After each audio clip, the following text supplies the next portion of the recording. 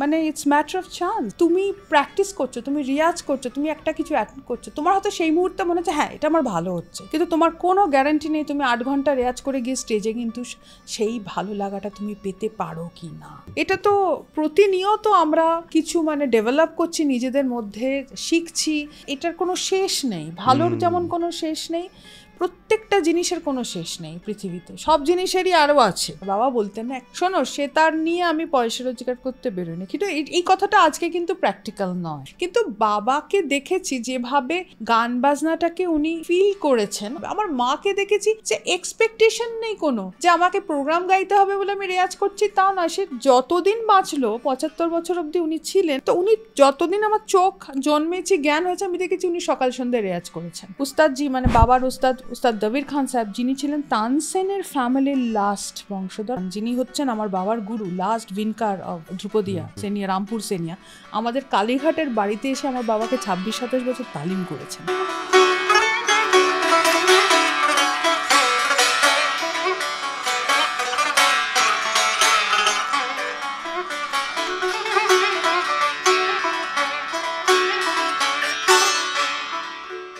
Hello and welcome to soul connection podcast. প্রথমেই একটা জিনিস বলে দিই, সেটা হলো কোনো জামা যদি আমার খুব পছন্দ হয়েছে না, সেটা আমি বারবার পড়তে থাকি, বুঝছেন তো। মানে আমার এই জ্যাকেটটা এতটাই পছন্দ হয়েছে, এই জ্যাকেটে আপনারা বারবার আমাকে দেখতে পাবেন, মনে হচ্ছে যদি না এর চেয়ে বেটার কিছু এই মুহূর্তে আমার কাছে হঠাৎ করে কিনে ফেলি কিছু একটা।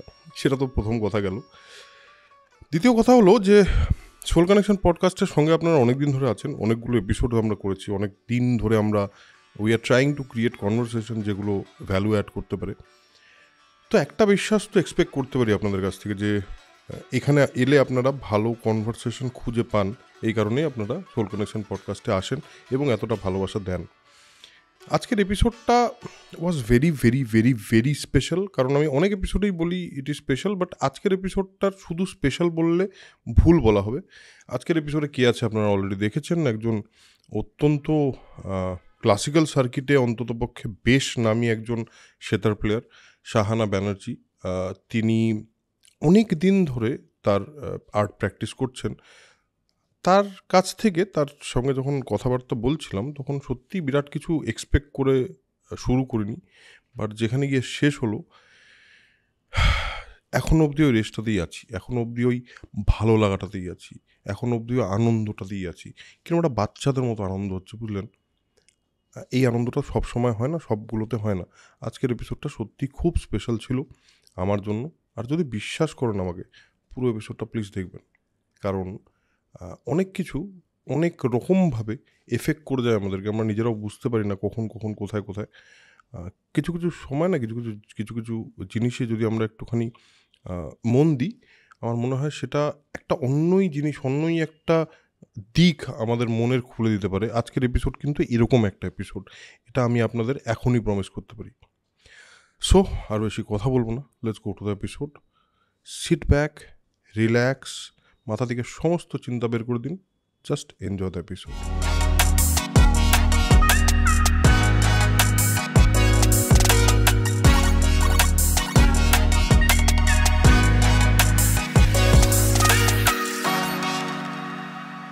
যেটা শিখছি সেটা বুঝতে বুঝতে কিছু বছর লাগলো। এখন আমি বুঝি যে আমি বাইরে থেকেছি বলে আমার জগৎটা অনেক বড় হয়ে গেছে। আমি অনেক কিছু কে অন্যভাবে দেখতে শিখেছি, অন্যভাবে বিচার করতে শিখেছি। সেটা বর্তমানে প্রবাসে থাকা, পুনা বম্বে থাকা, বা আমার ইউরোপে থাকা, বা আমি প্রতি বছর, সে তো সব মিউজিশিয়ানরা আমরা প্রতি বছরই বিদেশ যাই, আমাদের প্রোগ্রাম থাকে, কিন্তু থাকার ব্যাপারটা আলাদা। সেটেল হয়ে যাওয়াটা, ওখানে যেহেতু আমরা সেটেল হয়ে গেছিলাম ইউরোপে, কিন্তু আমি থাকতে চাইনি, কারণ আমার মেন উদ্দেশ্য ছিল যে আমাকে আমার তালিমটা পুরো করতে হবে। কারণ আমার যখন বিয়ে হয়ে গেছে, আমি আমার বাবা মার থেকে আলাদা। আমার তো একটা বাড়িতে, আমার বাবা মার কাছে তো তার শিক্ষাটা তখন চলছে, তখন আমি অলরেডি বাজাই, রেডিও টিভি সব জায়গায় বাজাই, প্রোগ্রাম করি, কিন্তু আমি তো জানি যে আমাকে পুরোটা নিতে হবে, পুরো জিনিসটা আমাকে। তখন আমি আমার হাজব্যান্ডকে বলতাম যে না, আমি থাকবো না। বাট অপোজিট কি হতো, ওদের কাজের পরিবেশটা ওখানে অনেক বেটার, হ্যাঁ, তো ও একটু রিল্যাক্টেন্ট হতো ফিরতে। কিন্তু আমি তখন বলতাম না, আমাকে কিন্তু ফিরে যেতে হবে না, আমি আমার মেয়েকে দেশেতে বড় করতে চাইছি। তো সেই ডিসিশনটা নিয়ে এটা আমারই ডিসিশন যে আমি 2007-এর শেষের দিকে বম্বে শিফট করি। আচ্ছা, এবং তারপর আবার শেখাটাও শুরু হয়? শেখা তখনও হতো, আমার বাবা আসেন, আমি প্রতি বছর 2 বার করে আসতাম। মানে এই লিবার্টিটা আমার হাজব্যান্ড প্রচণ্ডভাবে আমাকে সাপোর্ট করেছে। আমি ওখানে তখন ইউরোপে ছেয়ে বাজাচ্ছি, মানে হেন কোনো ভেন্যু নেই যে আমি বাজাইনি, সেখানে বিগ ভেন্যু। তো সেসব থাকার সত্ত্বেও আমি সবসময় বলেছি যে আমি ফুলস প্যারাডাইসে থাকতে চাই না। এরা আমাকে ভালো বলছে বলেই মানে আমি ভালো মেনে নিচ্ছি না, আমাকে দেশের লোককে ভালো বলতে হবে। তো সেই জন্য আমার বাবা ওখানে এসেছেন, আমিও প্রতি বছর 2 বার করে এসেছি। তখন তো ভিডিও, আমাদের হোয়াটসঅ্যাপ কল ছিল না, কিন্তু ফোন কার্ড কিনে তাও মানে সেটা সবসময় আমি গান বাজনাটা আমার জীবনের মেন সাবজেক্ট হিসেবে থেকেছে। মানে একজন মানে বলে না যে যেন জন্মই হয়েছে এটা করার জন্য, এটাই জীবন। এটা ছাড়া আমি সারাদিন রেয়াজ করেছি, মানে সকাল থেকে দুপুরে 2 ঘন্টা রেস্ট, আবার 5টা থেকে রাত্রির 11টা। ওখানে তো টাইমের একটা ব্যাপার আছে, তুমি করতে পারো না, আওয়াজ আসবে। আমরা সেরকমভাবে বাড়ি ভাড়া নিতাম বা সেরকম বাড়ি সিলেক্ট করতাম যেখানে বেশি এসব নেই, যাতে আওয়াজটাতে অসুবিধা না হয়। ইন্টারেস্টিং। আর আমার জীবনের প্রত্যেকটা জিনিসের পেছনে সঙ্গীত আছে, মানে প্রত্যেকটা। ইভেন আমার বিয়ে, আমি যে আমার যে হাজব্যান্ড, তারা না খবরের কাগজে অ্যাডভার্টাইজমেন্ট দিয়েছিল যন্ত্রসঙ্গীত জানা মেয়ে চাই। আর আমার বাবা কনজারভেটিভ ছিলেন, আমার বাবা মানে সম্বন্ধ করে বিয়ে প্রেফার করেছে, আর সবসময় আমার জন্য নিজে চুজ করবেন। তো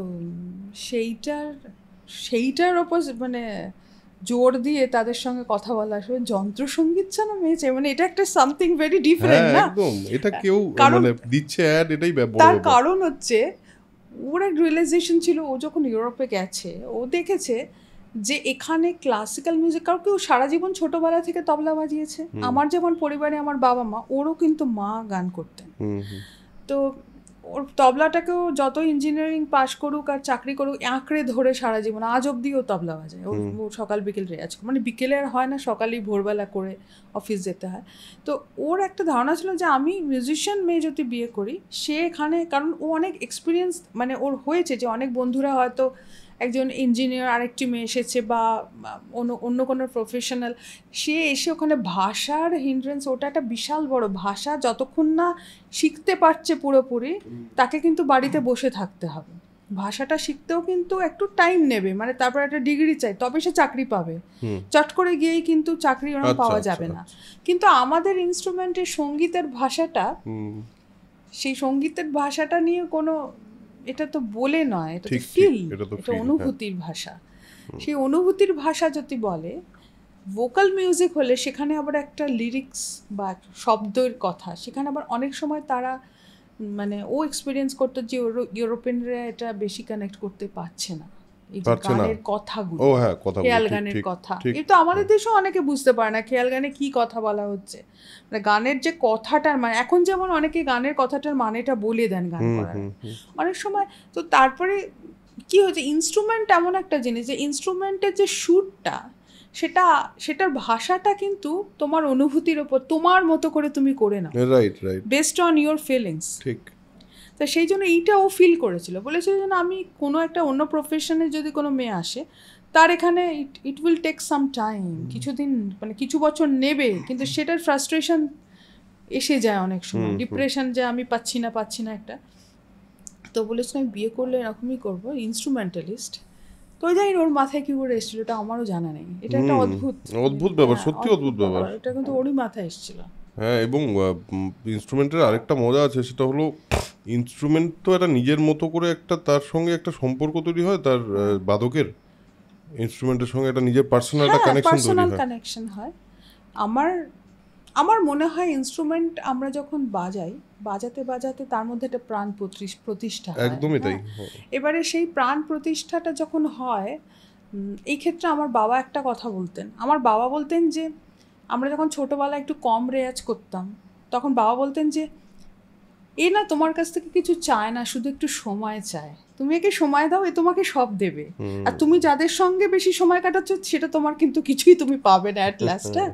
তো এইটা আমি বুঝেছি যে যতটা তুমি রেয়াজ করবে, যতটা তুমি এটার ভিতরে থাকবে, রেয়াজ মানে তো আমরা 6-7 ঘন্টা রেয়াজ করি, কিন্তু সেটার পরেও চিন্তাটাও কিন্তু এটার মধ্যে থাকতে হয়। তো সেই চিন্তাটার যে ব্যাপার, মানে তুমি যখন রেয়াজ করছো না, তুমি শুনছো, তুমি সেটাকে নিয়ে চিন্তা করছো, সেটা নিয়ে ভাবছো, নিজের মধ্যে সেটাকে নিয়ে কতটা ডেভেলপ করা যায়, এটাও কিন্তু একটা চিন্তা। তো সেই সব কিছু মিলিয়ে সঙ্গীতের সঙ্গে তোমার যে ফ্রেন্ডশিপটা তৈরি হবে, সে যেন তোমার সুখে দুঃখে সবসময় তোমার সাথে আছে। জীবনে কোনো দুঃখ, এটা নিয়ে বসে পড়ো তুমি, কেউ তোমাকে টাচ করতে পারবে না। খুব আনন্দ, তোমার স্বরের মধ্যে দিয়ে আনন্দ ঝরে পড়বে, সামনের লোকটা বুঝতে পারবে she is very happy today. এটা, এবং সে বাকি ইমোশনের সঙ্গেও তার কানেকশন আছে, শুধু আনন্দ না, শুধু সব রকম দুঃখটাও মানে দুঃখ যেমন সে তোমাকে ভোলাতে পারে, সেমনি তোমার যখন বাদন শৈলীর মধ্যে দিয়েও বোঝা যায় যে তোমার আজকে ভীষণ ইমোশন কাজ করছে, তোমার চোখের জলটা বেরিয়ে আসছে সুরগুলোর মধ্যে দিয়ে, সেটাও কিন্তু ভীষণ অবভিয়াস। আরে সেটা তখনই হয় যখন তুমি ম্যাক্সিমাম সময় এর সাথে কাটিয়েছো। আমরা একটা কিছু একটা পিস শুনে দিয়ে সেটা শুরু করি। নিশ্চয়ই। আমি একটা ধুন বাজাচ্ছি, আর প্রথমেই আমি পিওর ক্লাসিক্যালে যাচ্ছি না, আমি একটা রাজস্থানি ফোক মান্ড যেটাকে বলে, মিশ্র মান্ড করে, আচ্ছা আমি এটা একটু অন করি।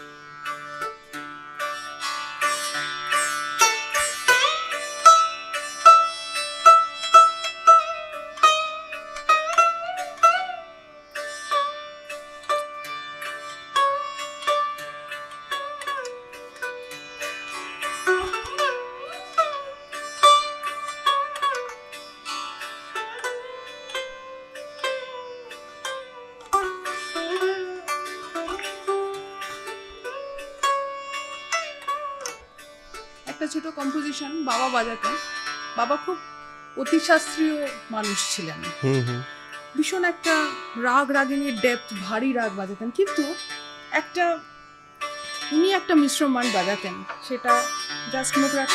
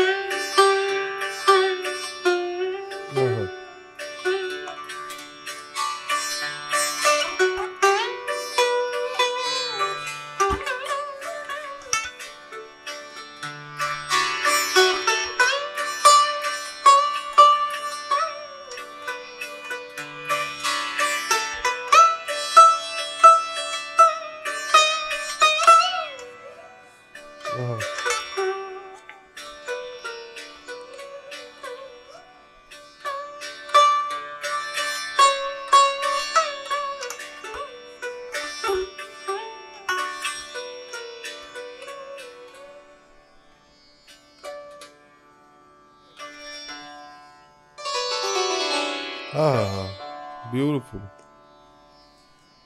বাহ, অ্যাকচুয়ালি এত কাছ থেকে জীবনে প্রথমবার সেটা শুনছি, আচ্ছা, কারণ সবসময় শুনেছি দূর থেকে স্টেজে, এবং বেশিরভাগই বাকি যন্ত্রসঙ্গীত যেভাবে শুনে মানুষ। আর সেতার বা যে কোনো তারের যন্ত্রের একটা অদ্ভুত ব্যাপার তো থাকে, হ্যাঁ যে তার মধ্যে যে বেন্ডসগুলো হয় সেগুলো আলাদা করে একটা এক একটা ইমোশনকে মনে হয় কেমন জানি টাচ করে যাচ্ছে। রওনা, একটু মাইকটা একটু কথা বলার সময় এগিয়ে দিবি, আমরা আবার যখন ইয়েটার সময়, হ্যাঁ জাস্ট একটু এগিয়ে দে কথা বলার সময়, আমরা আবার যখন সেতারটা উঠবে তখন আপনি নিজেই ঠেলে নিতে পারেন, কোনো হ্যাঁ সমস্যা হ্যাঁ নেই। হ্যাঁ, একটু মনে থাকলে আর কি, অনেক সময় আমি ভুলে যাই না যে না ঠিক আছে, জাস্ট ইয়ের ব্যাপারে। হ্যাঁ,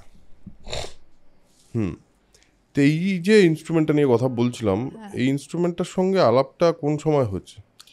একদম ছোটবেলায়? আমার মা, আমার আচ্ছা এক্ষেত্রে আমাকে একটু পিছনে আমার দাদু ছিলেন, মানে মায়ের বাবা, হ্যাঁ, পণ্ডিত সঙ্গীতাচার্য কাশীনাথ চট্টোপাধ্যায়। উনি ছিলেন তখনকার দিনের একজন বিদগ্ধ, মানে ভীষণ গুণী একজন ভোকালিস্ট, গায়ক। এবং উনি ডিসাইপল ছিলেন উস্তাদ মুস্তাক হোসেন খাঁ সাহেব অ্যান্ড আশফাক হোসেন খাঁ সাহেব, রামপুর সেসন ঘরানা।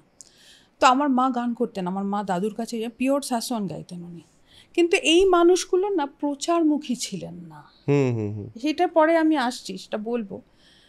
যে আমি বলতে পারেন যে আমি আমার মায়ের পেটে থাকার সময় থেকেই আমি গান বাজনা শিখছি। আমার মাকে আমি, উনি যেদিন চলে গেলেন 2020-তে, তার আগে হসপিটালেও যখন আমি ওনার সাথে ছিলাম, খুবই মানে কঠিন পরিস্থিতি সেটা ফেস গেছে আমাদের সকলের। তো মা বাড়িতেও যেদিন, সেদিনও কিন্তু বললেন সেতারটা, ওনার এতটা ক্যাটা অপারেশন ছিল, উনি বললেন সেতারটা নিয়ে আয়। আমি তখন পুনা থেকে এসে 8-9 মাস কলকাতায় বা মায়ের সেবা করতে। তো ঝিঞ্ঝটির তালিম করলেন, মানে তখনও ঝিঞ্ঝটিটা হু করে দেখাচ্ছেন, যে মানে হামিং করে। গান বাজনাটা এমন একটা জিনিস, যে গান বাজনাটা যদি তোমার একদম বলে না রগ রগ মে, এটা রক্ত, এটা মজ্জা, এটা হার্ট, এটা সোল, তোমার চোখের জল, তোমার হাসি, সব কিছুর মধ্যে যদি সঙ্গীত ঢুকে পড়ে, তোমার প্রসেসটা কিরম হবে, যে তুমি প্রতিনিয়ত শিখছো, প্রতিনিয়ত তুমি নিজেকে আরও ডেভেলপ করছো। তালিম যেমন গুরুর থেকে হয়, তালিম অনেক কিছুর থেকে হয়, স্টেজ থেকেও তালিম হয়। মানে আমরা কেউ 25 বছর গুরুর কাছে শিক্ষা করে যখন স্টেজে গিয়ে প্রথম পারফর্ম করছে, স্টেজ এক একটা স্টেজ এক এক রকম শেখাচ্ছে। সেরকম ছোট্টবেলা থেকে আমি আমার জন্ম থেকে দেখেছি আমার মা সকাল সন্ধ্যে রেয়াজ করেন, আমার বাবা রেয়াজ করেন, আমার বাবা ইউনিভার্সিটির থেকে এসে সন্ধ্যেবেলা স্টুডেন্টরা আসছে, তাদের শেখাচ্ছেন শিষ্যদের। তো আমি কবে থাকতে আরম্ভ করেছি এ আমি জানি না, তবে আমার প্রথম ছিল ভোকাল মিউজিক, আমার লাভ। আমি মার কাছে প্রথম গান শিখতাম। কিন্তু আমার যখন 5 বছরের বার্থডে হয়, সেই সময় একটা সেতার আমাকে গিফট করে ওই হিরেন রয়, যারা সেতার প্রস্তুতকারক, এটাও বোধহয় ওনারই। হ্যাঁ হ্যাঁ হ্যাঁ, এটা বরুণ রয়ের তৈরি, ওনার ছেলে। আমাদের পরিবারে শুধু হিরেন রয় অ্যান্ড বরুণ রয় ছাড়া আর কোনো ইনস্ট্রুমেন্ট নেই, এবং তখনকার দিনে ওরাই বেস্ট সেতার বা প্রস্তুতকারক হিসেবে। ওনার ছেলে অমিত রয় জাপানে থাকে, তো তখন উনি আমার বাবার কাছে শিখতেন। পরে উনি নিখিল জেঠু, মানে নিখিল বন্দ্যোপাধ্যায়ের কাছে শিখেছেন। ওরা আমাদের পরিবারেরই মতন, মানে আলাদা কিছু। তো অমিতদাকে আমরা মানে অমিতদা বলতাম না, বাচ্চু দাদা বলতাম, ওনার ডাক না। আমার 5 বছরের বয়সের একটা সেতার এইরকম সাইজ, যেটা আমার বাড়িতে রাখা আছে, একটু ভেঙে গেছে, আর তাতে আমার নিকনেমটা লেখা আছে ওপরে, সেটা আমাকে গিফট করে। সেইটা দিয়ে আমার শুরু হয় 5 বছর। আর তার আগে আমি কিন্তু অলরেডি গান মার কাছ থেকে ছোট ছোট তান, ছোট ছোট পাল্টা, এই একটু সোজা সোজা বন্দিশ, ছোট খেয়াল, যেগুলো ওইগুলো আরম্ভ করে দিয়েছি। এবং প্রথম হাতে প্রচণ্ড লাগতো বলে ছোটোবেলায়, আর বাপি বলতেন একটু বাজালেই, বাপি মানে মানে একটু বাজিয়ে আমি বলতাম আমি বাজাবো না, আমার ভীষণ ব্যথা করছে। কিন্তু সেই ব্যথার সেন্সটা আমার চলে গেল কি করে, সেটাও আমি মনে পড়ে না আমার। যে গানটা ভালো লাগতে লাগতে সেতারটার প্রেমে কবে পড়ে গেলাম, মানে সেটা যে বাজাতে আরম্ভ করলাম আমার ক্লাস 5-এতে যখন পড়ি, তখন আমার হরে করকম্বার লাইভ 10 মিনিট বাজনা, এবং সেটা দুর্গাপুজোর সপ্তমী। আচ্ছা, তখন এখানে না টিভি স্টে, তখন ওই রসা রোডে আগে আগে যেখানে দূরদর্শনের পুরনো দূরদর্শনের ইয়েটা ছিল, স্টুডিও ছিল, হ্যাঁ হ্যাঁ। হ্যাঁ, সেটা এখানে গল্ফ গল্প গ্রিনে ছিল নয়, না, হ্যাঁ। সেইখানে। আমি বলছি এটা 84 সাল। হুম। তো বাচ্চা মেয়ে সেতার, তখন আমার অলরেডি তার ঠিক আগে আমার প্রথম যে তরফদার সেতারটা তখন হিরেন জেঠু বানিয়ে দিলেন, সেটা তখন পুরোপুরি পলিশও বোধহয় একটু, ওটা নিয়ে আমি বাজাতে গেলাম বাপির সাথে। তো এইভাবে কিভাবে সঙ্গীত, মানে সঙ্গীত ছাড়া আমি জন্মাইনি, আমাকে সঙ্গীতই বোধহয় টেনে নিল, আমি সঙ্গীতের পরিবারে জন্মালাম, এবং সঙ্গীতটা আমার জীবনের সব কিছু। সঙ্গীতকে বাদ দিয়ে আমি কিছু ভাবতে পারি না। এই যে মানে এই যে মিউজিক যখন, সঙ্গীত যখন কারো সঙ্গে এত ওতপ্রোতভাবে জড়িয়ে যায়, তো সেক্ষেত্রে এমন একটি যন্ত্র আপনি বাজান, সেটার একটা যন্ত্র তো আপনার থেকে নিশ্চয়ই ডিমান্ড করে যে একটা পয়েন্টে তো তৈরি হয় যে যন্ত্র আর শিল্পীর একটা নিজস্ব সম্পর্ক। এই সম্পর্কের ডায়নামিক্সটা এই মুহূর্তে কোথায় দাঁড়িয়ে আছে? মানে আমি তার আগে একটা কথা বলি, মানুষের যখন খুব কাছের হয় সে কি ডিমান্ড করে? তার থেকে টাইম আর ভালোবাসা। একদম। যন্ত্র কিন্তু একজন মানুষের মতন, সে তোমার থেকে টাইম আর ভালোবাসা ডিমান্ড করে। তুমি তাকে ভালো না বেশি যদি রেয়াজ করো, তোমার কিন্তু কিচ্ছু হবে না। তোমাকে এর প্রেমে পড়তে হবে, তোমাকে একে ভালোবাসতে হবে, তোমাকে নিজের আমি আমার মেয়েকে চিরকাল বলেছি আমার বড় মেয়ে আর তুমি ছোট মেয়ে, কারণ এটাকে নিয়ে আমাকে যখন ট্রাভেল করতে হয় আমাদের যন্ত্র ভেঙেও যায় অনেক সময়। আমার লাস্ট ট্যুরে একটা ট্যুরে দুবার সেতার ভেঙেছে, ইউএস ট্যুরে। তো আমার একটা যন্ত্রে ঠোকা লাগলে যেন মনে হয় আমার হৃদয় বিদীর্ণ হয়ে গেল। তো আমার মেয়েও সেগুলো শিখেছে যে ও কী করে আমার যন্ত্রটা ও যখন ক্যারি করে ও জানে যে মা ভীষণ কনসিয়াস। তো সেই জন্য বলছি যন্ত্রের সঙ্গে এইটা হচ্ছে প্রথম, যে এটাকে আমি রেসপেক্ট করি, এটা আমি ভালোবাসি, আমার সন্তানের থেকেও বড়। আমার যন্ত্রে কিছু হয়ে গেলে আমি মানতে পারি না, সেটা মানে পাগল হয়ে যাব, আমি মাথা খারাপ হয়ে যাবে আমার। যন্ত্র সেটাই ডিমান্ড করে, যন্ত্র ভালোবাসা এবং তোমার সময়, যেটা তোমাকে যে কোনো সম্পর্কের মধ্যে একটা সন্তান বাবা মা বা একজন স্বামী স্ত্রী বা এই একই তো জিনিস, একই ফর্মুলা। তুমি পৃথিবীতে যাকেই এটা দেবে সেই তোমার আপন হবে, এবং ঈশ্বরও তাই, একদমই তাই। ঈশ্বরকে ভালোবাসতে হবে, ঈশ্বরকে তুমি তাকে নিয়ে কতটা চিন্তা করছো, তার সাথে কানেক্টেড কতটা আছে। তো সেই জন্য আমার মনে হয় যে এটা প্রথম। আর গান বাজনা করতে গেলে প্রতি পদে পদে ঘা আছে, প্রতি পদে পদে দুঃখ আছে, আর তার সাথে অনেক আনন্দ আছে। এটাও একটা ফিলোসফি। কিরকম একটুখানি দুঃখ এবং ঘা কিরকম জানো? দুঃখ যখন তুমি বলছি, হ্যাঁ প্লিজ। হ্যাঁ, কারণ দেখো আমরা গান বাজনাটা যখন করি, আমরা যখন রেয়াজ করি, আমাদের, আর যেহেতু এই গান বাজনাটা সম্পূর্ণ ইম্প্রোভাইজ করা, মানে আমরা তো কোনো কিছু নোটেশন ওরিয়েন্টেড করি না, ওয়েস্টার্নার্স যেমন নোটেশন ওরিয়েন্টেড করে, তো আমাদের খুব কম একটা মানে জায়গা থাকে যেটা নোটেশন ওরিয়েন্টেড। হ্যাঁ, আমাদের বন্দিশ খুব ট্রেডিশনাল হয়, দ্যাট ইজ, বাট পুরো জিনিসটা যেটা চলছে 1.5-2 ঘন্টা 3 ঘন্টা যে আর্টিস্ট বাজ, এটা কিন্তু উইদাউট এনি নোটেশন, এটা এখান থেকে আসছে। মানে আমি বলবো এখান থেকে এখানে যায়, এখান থেকে এখানে আসে, এখান থেকে আসে না, কিন্তু এখান থেকে এখানে যায়, এখান থেকে হাতে আসে। এবারে গান বাজনা একজন আর্টিস্ট যদি খুব খুশি হয়ে যায় বাজিয়ে, খুব আনন্দ পেয়ে যায়, তাহলে আর সে তার ক্রিয়েটিভিটি কম হয়ে যায়, কিন্তু আর সে গ্রো করতে পারে না। মানে সে যদি স্যাটিসফাইড হয়ে যায়, হ্যাঁ স্যাটিসফাইড, তৃপ্তিটা এমন একটা জিনিস এখানে কভি কভার আতা হ্যাঁ, মানে ইটস ম্যাটার অফ চান্স। তুমি প্র্যাকটিস করছো, তুমি রিয়াজ করছো, তুমি একটা কিছু অ্যাটেন্ড করছো, তোমার হয়তো সেই মুহূর্তে মনে হচ্ছে হ্যাঁ এটা আমার ভালো হচ্ছে, কিন্তু তোমার কোনো গ্যারান্টি নেই তুমি 8 ঘন্টা রেয়াজ করে গিয়ে স্টেজে কিন্তু সেই ভালো লাগাটা তুমি পেতে পারো কি না, সেটা কিন্তু একটা বড় জিজ্ঞাসা চিহ্ন আছে। কারণ স্টেজে যখন তুমি বাজাচ্ছ, তোমার কানেকশনটা যন্ত্রের সঙ্গে, তার সঙ্গে আনুষঙ্গিক অনেক কিছু আছে, তোমার সাউন্ড আছে, তোমার অডিয়েন্স, তুমি তাকাচ্ছ অডিয়েন্স, প্লাস তোমার এনার্জি লেভেলটা সেদিন কতটা পজিটিভভাবে তোমার কাছে আসে, এগুলো অনেক কিছু আমাদের হাতে না। ওই জন্য আমার মনে হয় যারা গান বাজনা খুব গভীরভাবে করেন তারা প্রচণ্ড ঈশ্বরে বিশ্বাসী, আমরা সবাই ঈশ্বরে বিশ্বাসী, আমরা তাকে সারেন্ডার করি যে তোমাকে দিলাম, তুমি করিয়ে নিও, এরপরে আমাদের কিছু করণীয় নেই।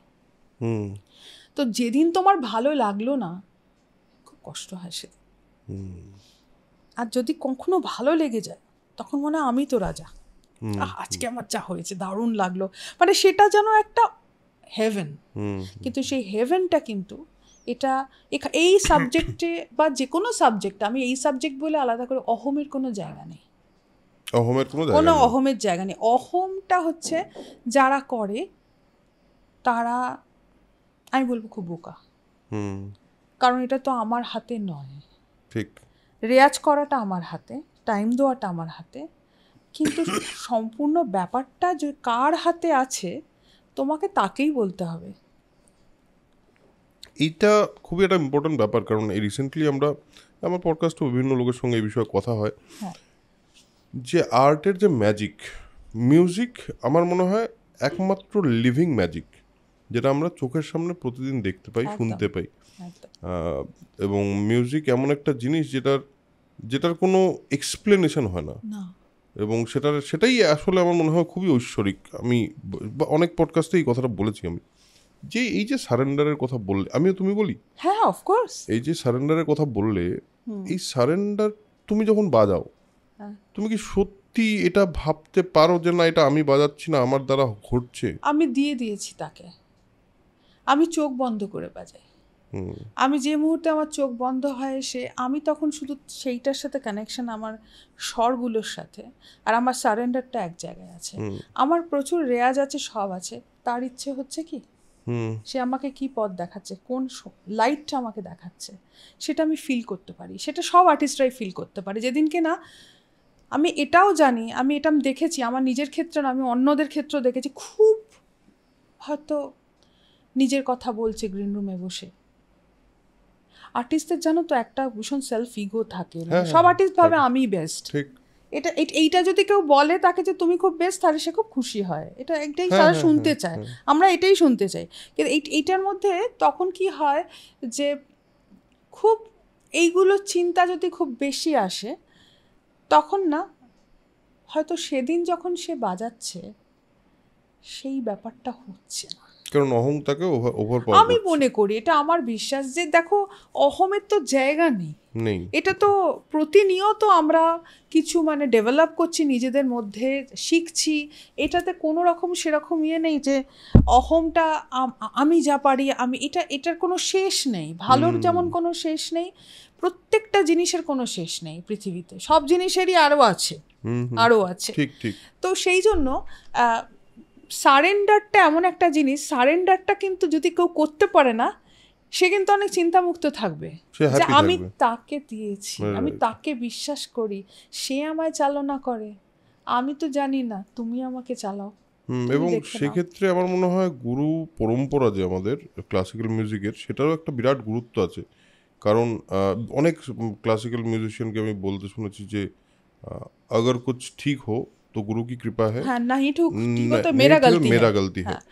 এটা খুব বড় কথা, তার কারণ দেখো, আমি আমার নিজের বাড়িতে আমি যে গুরুকে দেখেছি, আমার বাবা, উনি ছিলেন সেন্টলি মিউজিশিয়ান। উনি নিজে সঙ্গীতটাকে, যেহেতু ঠিক আছে আমার বাবার সিচুয়েশনটা খুব আলাদা ছিল, আমাদের খুব পৈতৃক, মানে কালীঘাটে আমরা খুব বর্ধিষ্ণু মানুষ, আমাদের অনেক কিছু, আমার বাবা তাছাড়া ইউনিভার্সিটিতে জব করেছেন, হয়তো আমাদের সেই প্রয়োজনটা পড়েনি, যে আমার বাবা বলতেন না, একটা রেগে গেলে বলতেন যে শোনো সে তার নিয়ে আমি পয়সা রোজগার করতে বেরোয়নি। কিন্তু এই কথাটা আজকে কিন্তু প্র্যাকটিক্যাল নয়।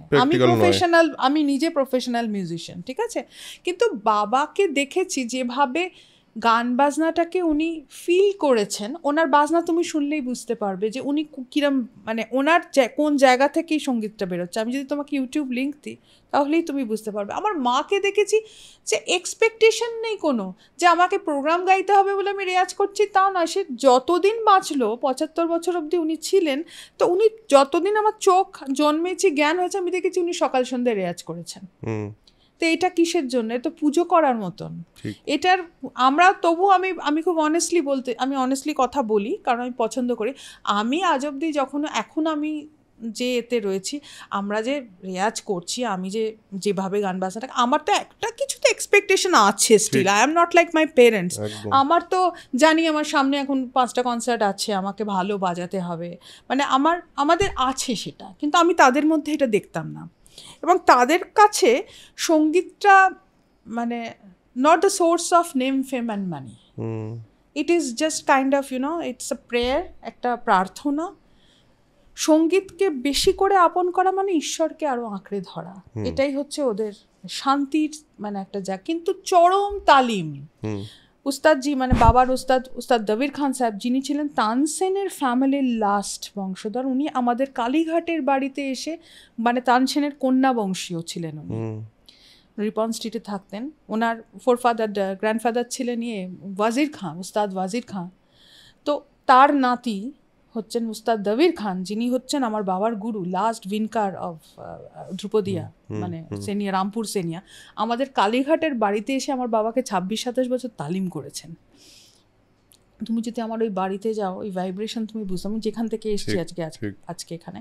তো বাবারা না এই ধরনের মানুষদের সাথে ঘর করেছে বলে, আর গান বাজনাটাকে ভীষণ অন্যভাবে দেখেছে, যে গান বাজনাটাকে বাবারা এখন যেমন ছেলেমেয়েরা, আমি নিজে মানে আমি দেখি আমাদেরও ছাত্রছাত্রী প্রচুর, তো একটা গান বাজিয়ে লাইকিং পাওয়ার জন্য একটা ইনস্টাগ্রাম, একটা রিল, 1 মিনিটের রিল, সেটাতেই তারা মানে স্যাটিসফাইড লাইফে। মানে আমি 1 মিনিটের রিলেতে 1 মিলিয়ন লাইকস মানে পেয়েছি, এটাই যেন জীবনের ডেস্টিনেশন। কিন্তু তাতে কি হয়েছে বলো তো, কোনো জিনিসটাই তারা ভালো করে শিখতে পারছে না। এটা তো সাময়িক, এটা একটা সাময়িক, এটা সে একটা ড্রিঙ্কস নিয়ে নেশা করার মতন, যে আমি তারপরে কি, নেশা যখন ছুটে গেল তারপরে কি, কোথায় দাঁড়িয়ে আছো তুমি? এই প্রশ্নটা কে করবে? গান, আমাদের এই সঙ্গীতটা খুব সোজা জিনিস নয়, শুধু শাস্ত্রও নয়, এর মধ্যে দর্শন আছে। দর্শনটা কিন্তু আসে 20 বছর 25 বছর শেখার পর। তুমি শাস্ত্র শিখছো, প্রথমে তুমি যখন শিখছো, তুমি তখন প্রথম টেকনিক শিখছো, সারেগামা পাধানিসার সাথে পাল্টা বোল, তখন টেকনিকে যাচ্ছে। টেকনিকের পরে তুমি শাস্ত্র আরও বেশি করে যখন ঢুকছো, রাগ রাগিনী, রাগের চলন, এই তো রাগ রাগিনীর চলন, সে তো সারা জীবন ধরে তোমাকে ইয়ে করতে। কিন্তু একটা ফেজ আসে, সেখানে দর্শন, যদি তার দার্শনিক চেতনা না হয়, সঙ্গীতে সেই জায়গাটাকে পৌঁছানো, সেটাকে নিয়ে পৌঁছানো খুব মুশকিল। অবশ্যই, কারণ আমার মনে হয় ক্লাসিক্যাল মিউজিক, আমরা একটু ক্লাসিক্যাল মিউজিক নিয়ে কথা বলি আমরা একটুখানি দর্শকদের জন্য, কারণ যারা দর্শক দেখছেন, যারা ক্লাসিক্যাল মিউজিক সেইভাবে, মানে এখন তো ক্লাসিক্যাল মিউজিক দেখছি অনেক মানুষ শুনছেন, কিন্তু তারা কতটা বুঝে শোনেন বা বোঝার দরকারও নেই, তাদের ভালো লাগলেই হয়, ভালো লাগাটাই আসল। আমরা একটুখানি কি এই ব্যাপারটা নিয়ে কথা বলতে পারি, যে রাগ বিষয়টা আসলে যদি খুব সাধারণ টার্মে বলতে হয়, একটা রাগ কি? মানে যদি বইয়ের ভাষায় বলো, রাগ মানে হচ্ছে ভাব বা কালার, রং। তোমার যে রংটা তোমার মনে ধরছে, সেই স্বরগুলো দিয়ে তুমি যে ভাবটাকে ক্রিয়েট করছো, এই যে বলে।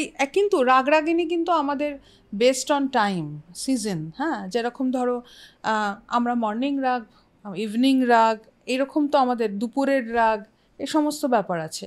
যে আমরা মানে হিন্দুস্তানি ক্লাসিক্যাল মিউজিকে, আমি কর্ণাটকে কিন্তু এই পাবন্দিটা নেই, মানে এইগুলো নেই যে তোমাকে, ওরা যে কোনো সময় যে কোনো রাগ বাজাতে পারে। কিন্তু আমাদের হিন্দুস্তানি মানে ক্লাসিক্যাল মিউজিক, যেটা শাস্ত্রীয় সঙ্গীতে টাইমের যে টাইম থিওরি যে ব্যাপারটা, সেটা কিন্তু প্রচণ্ডভাবে, আমরা সন্ধেবেলা কিন্তু সকালের রাগ বাজাই না, বা সকালবেলা কোনো পারফরমেন্স থাকলে আমরা কখনো সন্ধ্যার রাগ বাজাই না।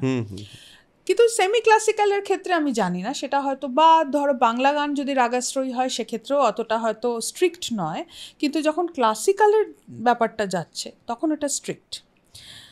আর রাগ তোমাকে একটা সেই মুহূর্তে একটা ইমোশন দিচ্ছে, যে ইমোশনটার, ধরো আমি যদি বলি রাগ ইয়ামান, আমি ইয়ামানটা কেন বলছি, ইয়ামান সবাই জানে, অনেক গান আছে ইয়ামানের ওপরে, আমি যদি এখন ইয়ামান বাজাই সবাই কানেক্ট করতে পারবে। কিন্তু ইয়ামানের যে ভাব বা ইয়ামানের যে চলন, রাগ দরবারির ওটা হবে না, হ্যাঁ, বা সেটার মিয়াকি তৈরি ওরকম হবে না। কারণ কি, প্রত্যেকটা রাগের আমি বলি আলাদা আলাদা গল্প আছে, আর না হলে আমি বলতে পারি যে দে আর লাইক হিউম্যান ফিগার্স, তার মধ্যে একটা ক্যারেক্টার আছে। যে রাগের যে ক্যারেক্টার, তুমি সেই রাগে সেই ক্যারেক্টারই তোমাকে থাকতে হবে।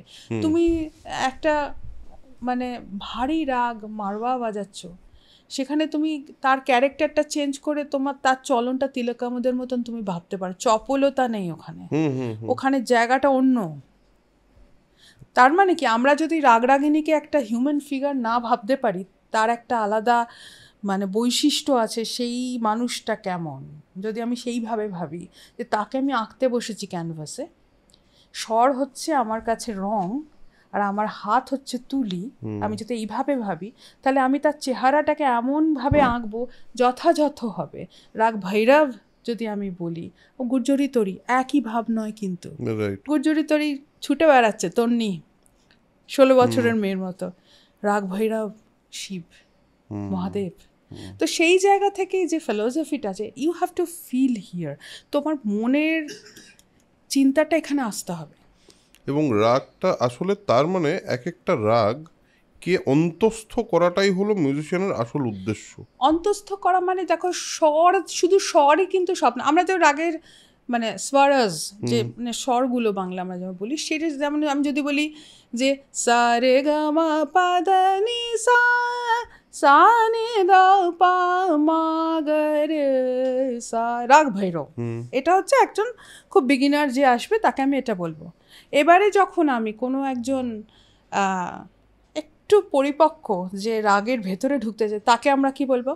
সা মা পা গা মা পা ধা ধা পা পা ধা মা মা পা গা রে গা মা পা মা রে রে সা, সা মা পা গা মা পা ধা ধা, এই যে আন্দোলন হলো, ধাটা কিভাবে যাচ্ছে গড়িয়ে, হ্যাঁ, এই জায়গাগুলো বিশাল ব্যাপার, এগুলো শেখার। আমি একটুখানি একটু বোঝার চেষ্টা করি খুব লেমন টার্মে, যে কি করে ডিসাইড হলো যে মানে আমাদের রাগের তো একটা বেসিক সেট অফ নোটস আছে, সেই সেট অফ নোটসগুলোর মধ্যেই যা করার করতে হবে।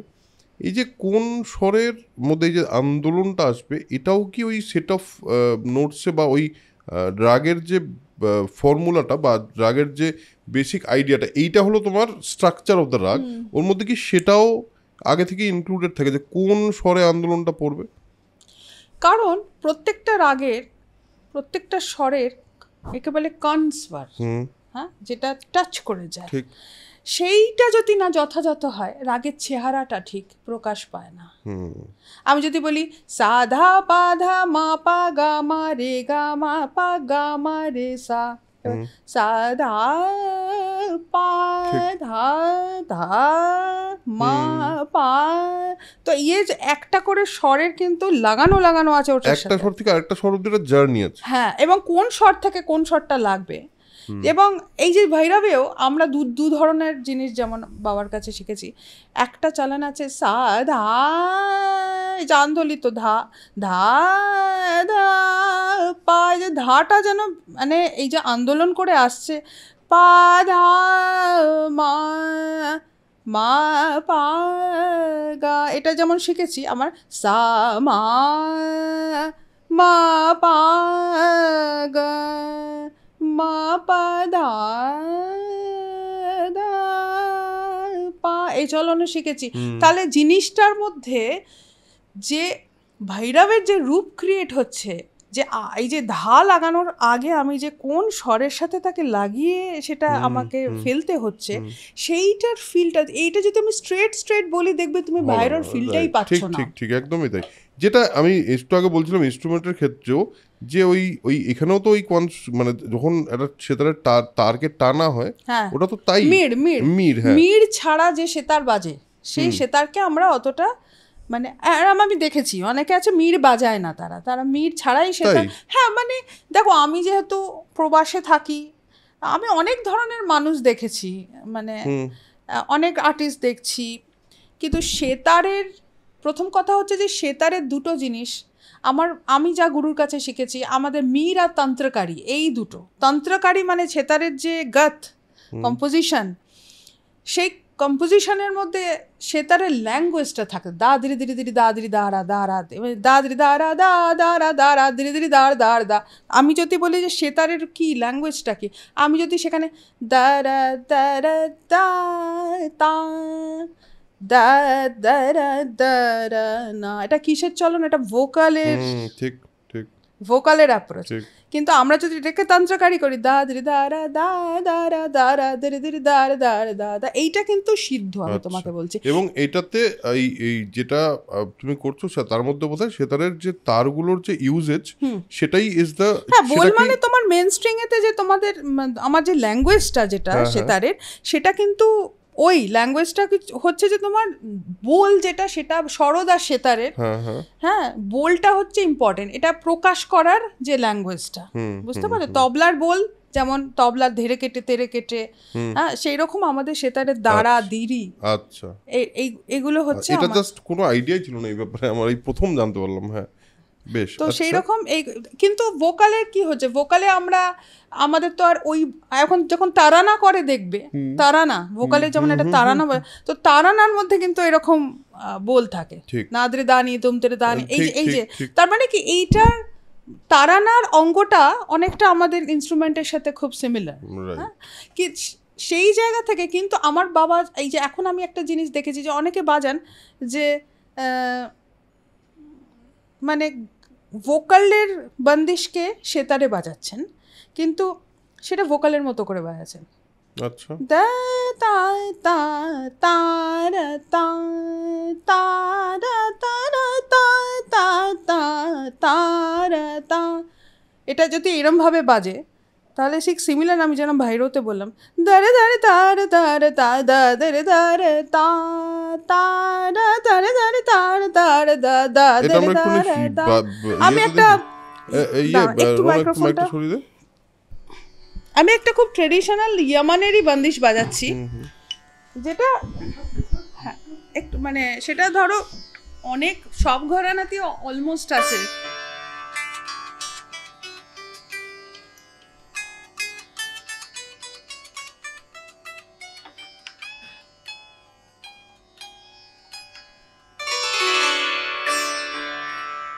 এবার ইয়ামান একটা এমন রাগ, এটা আমির খসরুর ক্রিয়েশন, সবাই জানে, এর সত্যি মনের রাগ।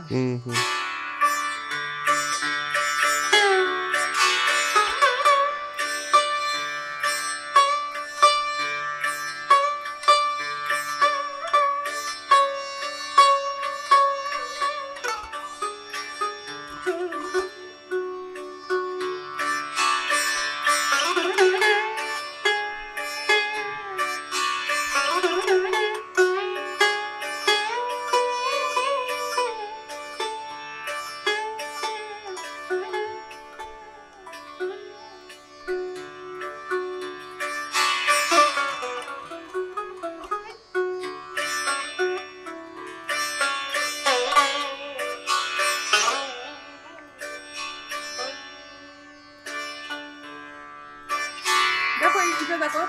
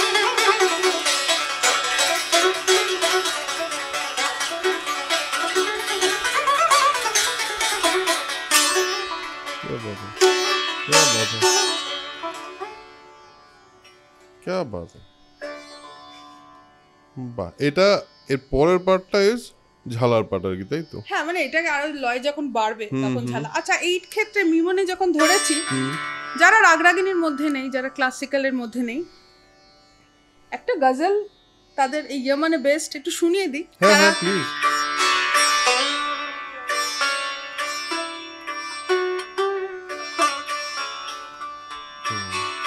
কি গজল এটা? आज जाने की जिद ना करो। हाँ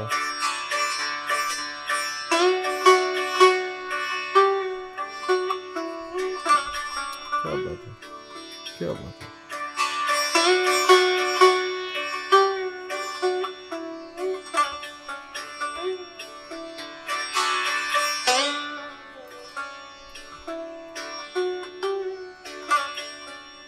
এবারে দেখো, হায় মরে যাएंगे, এবারে এটাকে সেতারে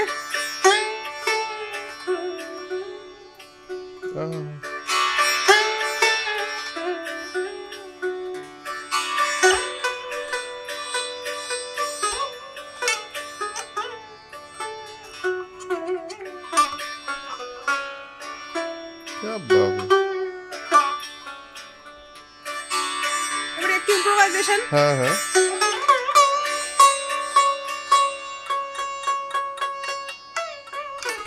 এই অ্যাপ্রোচটা হচ্ছে লাইট অ্যাপ্রোচ, এটা হচ্ছে সেমি ক্লাসিক্যাল অ্যাপ্রোচ। राइट।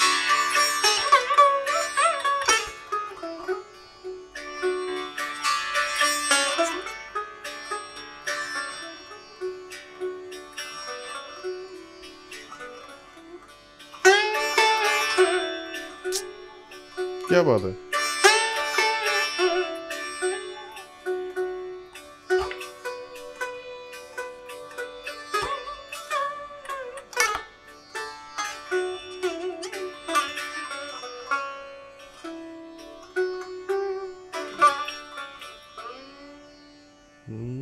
क्या बात है, বিউটিফুল। বাহ। এবং দুটোই খুব আলাদা আলাদা করে বোঝা গেল খুব স্পেসিফিক্যালি, কারণ কয়েকটা স্বরের মধ্যে বাড়ি কি যেটাকে বলে, হ্যাঁ হ্যাঁ সূক্ষ্মতা। যখন আমি এবারে দেখো, আমি যে ঘরানায় শিখেছি সেই ঘরানায় ধ্রুপদ বেসড ঘরানা, অ্যাকচুয়ালি ধ্রুপদ থেকে এসে, যেহেতু উস্তাদ আবির খান সাহেব ধ্রুপদিয়া ছিলেন, আমার বাবারা ক্লাসিক্যালের মধ্যে মুরকি অঙ্গ, মুরকি মানে দা তা তা রা না তা তা না, এটা এটা ওনারা যেহেতু সুরবাহার বাদক ছিলেন বীণার থেকে, ওদের একটু তা রা রে রে না দা না দা না, এই যে স্ট্রেট যাচ্ছে, তো ওরা এটা প্রেফার করতেন। কিন্তু আমি আমার বাবার সঙ্গে সেইখানে আবার খুব আলোচনা করতাম যে বাপি সেতার তো খেয়ালঙ্গের ইনস্ট্রুমেন্ট বেসিক্যালি, এবার সেতারেতে যতটা পরিমাণ ধ্রুপদ ধরা গেছে ততটাই ধরা গেছে, কিন্তু পিওর যদি ধ্রুপদ আরও বেশি কন্টেন্ট দিতে হয় তাহলে আমার বাবা যেটা বলতেন সুরবাহার, মেনলি উনি ওটাই সুরবাহার, বীণা, সুরশৃঙ্গার, এ হচ্ছে ধ্রুপদ অঙ্গের। সেতারের মধ্যে কিন্তু এটা খেয়াল অঙ্গের ইনস্ট্রুমেন্ট বেসিক্যালি, যদি সেতারকে কখনো তৈরি করা হয়নি ধ্রুপদ বাজাবার জন্য, সুরবাহারকে তৈরি করা হয়েছে ধ্রুপদ বাজাবার জন্য। ঠিক আছে, এবারে তালিমটা ধ্রুপদাঙ্গের মধ্যে আছে, কিন্তু আমি না মার কাছে যেহেতু গানের তালিম পেয়েছি, এটা তুমি দেখবে আমি কথা কথা গান করি, কারণ আমি প্রচুর জিনিস আমি গান থেকে মার কাছ থেকে শিখেছি, বাবার সঙ্গে যেমন শিখেছি, মার সঙ্গে আমার মানে আমি আজকে যা কিছু, এটা শুধু আমার বাবার কাছে নয়, আমার মা আমার বিরাট বড় গুরু ছিলেন, বাবা এবং মা। আমি অনেক রাগের চালান পাল্টা, বলতে গেলে সব রাগেরই চালান পাল্টা, বাবার একটা তালিম যেমন বাড়িতে হয়ে যেত, তারপরে আবার একটা মার তালিম শুরু হতো, সেটা কিন্তু ভোকাল মিউজিক দিয়ে। এবার ভোকাল মিউজিক থেকে যখন কেউ সেতার শেখে না, তার কিন্তু দুটো জিনিসই আসে, সেটা হচ্ছে খেয়াল অঙ্গের যে গলার বারিকি বা যে ধরনের অ্যাপ্রোচ, সেটাও কিন্তু সেতারে ধীরে ধীরে, আমি তো বহু ছোটোবেলা বয়স থেকে বাজাচ্ছি বলে ওইটা করে করে আমার মধ্যে ওই ভাবটাও আছে। যেমন খেয়ালাঙ্গ, আমাকে অনেকে বলে আপ ধ্রুপদাঙ্গ भी बजाते हैं, मगर आप খেয়ালাঙ্গ क्यों बजाते हैं? क्यों बजाते नहीं? আমার তো এটা তো আমি পেয়েছি, আমার মানে এটা তো মানে আমি তো আমার বাড়িতে পেয়েছি, এটাও আমার ব্লাডে রয়েছে, খেয়াল আমি ভি থোড়াসা, মানে আমার তালিম পুরো রামপুর সেনিয়াতে, কিন্তু আমি দুটোকে মার্চ করেছি আমার প্রেজেন্টেশনে। এই দুটো জিনিসকে আমি খুব মার্চ করার চেষ্টা করেছি চিরকাল।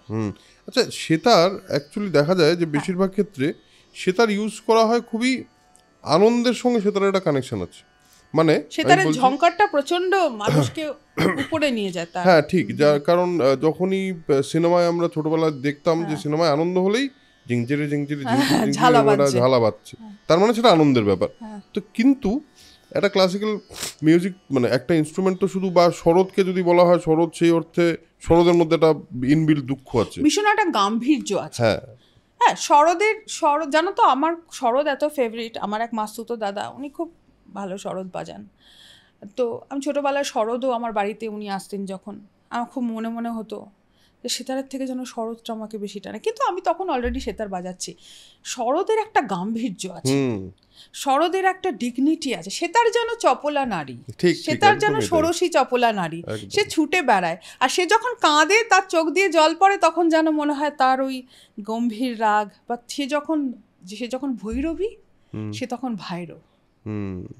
হ্যাঁ, সে যখন সাধনা করে সে তখন দরবারি, সে এইটা। কিন্তু অ্যাকচুয়ালি সেতারের নেচারটা কিন্তু ওই, কিন্তু শরৎ যেন মনে হয় একজন খুব ডিগনিফাইড একজন মানে মানুষ, গম্ভীর তার।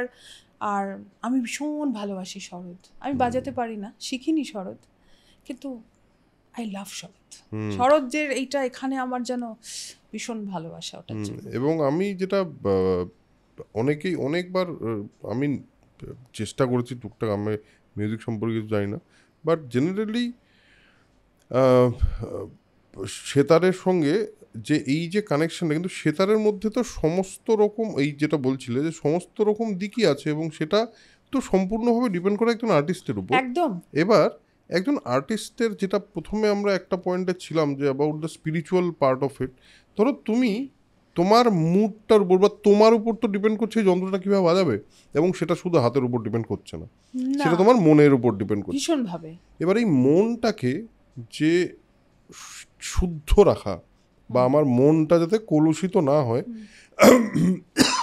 একটা মনুষ্য জীবনে, সেটাও তো একটা কঠিন কাজ। দেখো, সেটা আমার বাবা একটা কথা বলতেন যখন ওনার অনেক বয়স হলো, অনেক অভিজ্ঞতা। আমার বাবা যখন মারা গেছেন হি ওয়াজ 89। তো ওনার রিয়েলাইজেশন, বাবা বলতেন যে আর্ট ইজ ডিভাইন, তুমি যদি সেই ডিভিনিটিকে ধরে রাখতে চাও তোমার মনটাকে খুব পরিষ্কার করতে হবে। আর আরেকটা কথা খুব বলতেন যে একটা ভালো পাত্রে, যে পাত্রটা যদি পরিষ্কার না হয়, তার মধ্যে তুমি দুধ ঢালো, ক্ষীর ঢালো, যা ঢালো, 1 ঘন্টার মধ্যে ওটা ফার্মেন্টেড হয়ে যাবে। কিন্তু তুমি একটা পরিষ্কার পাত্রে রাখো, তাহলে জিনিসটা ইন্ট্যাক্ট থাকবে। সঙ্গীতের ক্ষেত্রে যদি মনের ভেতরটা পরিষ্কার না হয়, মনের মধ্যে যদি সেই জায়গাটা না তৈরি হয়, সঙ্গীত হয়তো আমরা শুনছি, আমরা দেখেছি যে খুব বড় বড় যারা শিল্পী হয়, আমি বলছি না যে দেখো প্রত্যেকে প্রচণ্ড মানে নির্ভেজাল সাধুর জীবনযাপন করেছে, না, সবাই হিউম্যান বিইং অ্যাট ফার্স্ট, ঠিক আছে? এই হিউম্যান বিইং হওয়ার পরে এবারে তার নিজের রিয়েলাইজেশন সে কী করবে। কিন্তু সঙ্গীতের ক্ষেত্রে যারা একটা সেই লেভেলে পৌঁছেছে, আমরা যদি খুব তাদের কাছে, কারণ কি মেজরিটি কি হয়, আমরা তো শিল্পীদের স্টেজে দেখি, বাড়ি চলে আসি, আমরা তো তাদের খুব কম লোকের হয় তাদের সঙ্গে মেলামেশার, মানে সেটা তো মাসের হয় না, তার কাছাকাছি ছাত্রছাত্রী। কিন্তু তুমি যদি জিজ্ঞাসা করো, দেখবে একজন ভালো শিল্পীর একটা বাৎসল্য থাকে নেচারের মধ্যে, শিশুভাব থাকে, সেন্টিমেন্টাল হবে, শিশুভাব ভীষণ, খুব মানে রন্ধন খেতে ভালোবাসছে, রন্ধন প্রিয়, রান্না করব, খাবো, এবং মনটা ভীষণ খোলা। আমি নাম করছি না, কারণ একজনের নাম করলে আমাকে 5000 লোকের নাম করতে হবে, সেই জন্য আমি কারুরই নাম করছি না। আমরা অনেক বড় বড় মিউজিশিয়ানের সাথে যেহেতু ঘর করেছি, দেখেছি, বাবার বন্ধুরা দেখেছেন, কি তার থেকেও সিনিয়র অনেক ওস্তাদদের চিনি, একটা শিশু মন আছে। সেই মনের ভেতরে যদি সবসময় মানে সবসময় যদি একটা ওইরকম জিনিস থাকে না, তার সঙ্গীতটা না তার ভেতরে ঠিক ওইভাবে স্টে করতে পারে না, তার প্রেজেন্টেশনটার মধ্যে ওরকম একটা জিনিস চলে আসে, অহম, তাছাড়া একটা মানে কি বলবো, গান বাজনা করতে গেলে মনটাকে তোমাকে খুব মিষ্টি রাখতে হবে, যেটাকে বলে মিষ্টি মন। হ্যাঁ একদমই ঠিক। এবং হ্যাঁ, এই যে সেটা যখন রেয়াজ করো, এখন তো অনেকটা দিন হয়েছে তোমার শেখার, এবং শেখার তো আমার তো মনে হয় শেষ নেই প্রত্যেকটা, গো। হ্যাঁ যতদিন মানুষ একজন শিল্পী বাঁচে সে ততদিনই শেখে। ততদিন শেখে। প্রত্যেকটা পারফরমেন্সই হচ্ছে আমাদের কাছে অ্যাকচুয়ালি একটা লার্নিং মানে সেশন। একটা করে স্টেজ পারফরমেন্স মানেই কিন্তু আর একটা শিখলাম, আর একটা জায়গা ডিসকভার হলো, না এই জায়গাটা আরেকটু ডেভেলপ করতে হবে, এই জায়গাটা আরেকটু হচ্ছে না, যেটা ভেবে গেছিলাম সেটা কেন পারলাম না। নিজের সঙ্গে নিজের কথোপকথন, কনভারসেশন উইথ ইয়োর সেলফ। তোমার একটা এখন আমাদের যেটাই হচ্ছে, আমরা এখন নিজের সঙ্গে নিজের আর একটা লোককে খারাপ বলার আগে ভাবতে হবে যে আমার নিজের কি ওই জায়গাটা ঠিক হয়, আমি একজনের ক্রিটিসাইজ করব না, আমার কি ওই জায়গাটা ঠিক হচ্ছে, ওটা খুব ইম্পর্ট্যান্ট। আর প্রত্যেকটা, যদি তুমি খুব অনেস্ট হও, প্রত্যেকটা তোমার পারফরমেন্স মানুষ, আমি দেখেছি অনেক আর্টিস্টই শুধু শুনতে চায় খুব ভালো হয়েছে, তো সেটা আমাদের কোনো বলার রাইট নেই যে তোমার এখানটা খারাপ হয়েছে। কিন্তু সব থেকে মজার কথা হচ্ছে যে বাজায় বা গায় সে নিজেই জানে যে তার কোন জায়গাটা ঠিক হয়নি বা কোন জায়গাটা আরো ভালো করা উচিত। তো সেই জায়গা থেকে না, ওইটাই আর কি ঠাকুরের সামনে বসে ওইটাই বলা যে ঠাকুর আমাকে ওই শক্তিটা দাও যে আমার যে জায়গাটা হয়নি আই হ্যাভ টু অ্যাকসেপ্ট যে ওই জায়গাটা আমার হচ্ছে না, এবং ওই জায়গাটা আমি যেন আরো ভালো করতে পারি, তুমি আমার সেই শক্তিটা দাও, আমার সাথে থাকো। এবং সেটা তোমার কন্টিনিউয়াস নিজের মধ্যে নিজের কথোপকথনটা চলতে থাকে। একদম। একটা কথা বলো, একটা জিনিস আমি একটুখানি শুনতে চাই বা তোমার থেকে করতে চাই, এক্সপ্লেন যদি করতে পারো, যে একটা তো হয় যে কোনো একটা, ধরো মানে যে কোনো একটা রাগ বেসড গান, যেটা যে তুমি একটু আগে বাজালে আর জানে কি জিত না করো, এরকম তো অনেকগুলো গান আছে যেগুলো রাগ বেসড। এবার ধরো একটা কমার্শিয়াল অ্যাপ্রোচ আর একটা ক্লাসিক্যাল অ্যাপ্রোচ, এটার ডিফারেন্সটা তুমি আমাকে একটুখানি মানে দেখো দেখাতে পারো? হ্যাঁ আমি দেখাতে পারি, কিন্তু আমি মনে হয় এটা দেখাবো, কিন্তু আমার থেকে অনেকে আরো ভালো দেখাতে পারবে, কারণ আমি যেহেতু পিওর ক্লাসিক্যাল আর্টিস্ট বেসিক্যালি। কিন্তু সেক্ষেত্রে যদি আরেকজন কমার্শিয়াল আর্টিস্ট আমার পাশে বসে থাকে, আমি একটাই কন্টেন্ট আমি বাজাবো, সে হয়তো সেটাতে আরো বেশি ভালো করে সেই বারিকি বা সেই সূক্ষ্মতাটাকে আরো করতে পারবে। আচ্ছা ধরো একটা আমি তোমাকে সেমি ক্লাসে একটুখানি মাইক্রোফোনটা একটু সরাও, যেমন ধরো একটা খুব সাধারণ একটা মানে তোমাকে আমার যেটা মাথায় এই মুহূর্তে আসছে, খামাজের একটা বন্দিশ, যেটা আমরা সেমি ক্লাসিক্যালের ঠুমরি অঙ্গ করে বাজাই, আবার সেইটাতেই ওকে আর চলে যেতে বল না যদি আমি বলি, ওই ফর্মে নিয়ে যাই, তাহলে কিরকম হবে?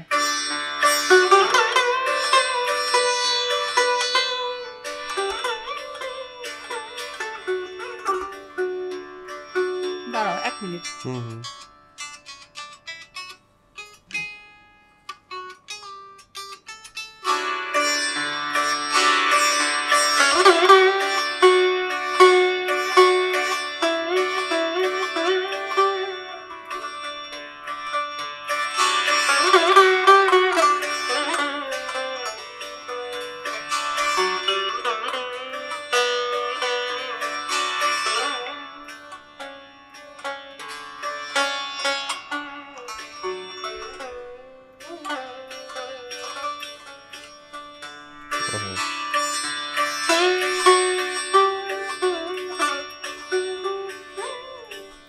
এটা কিন্তু ঠুমরি অঙ্গে যাচ্ছে।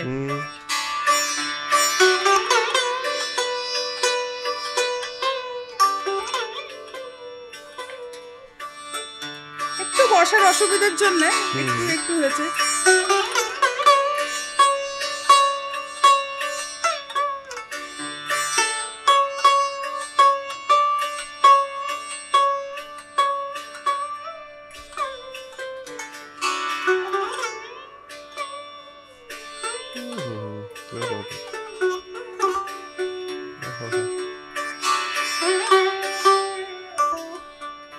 দেখো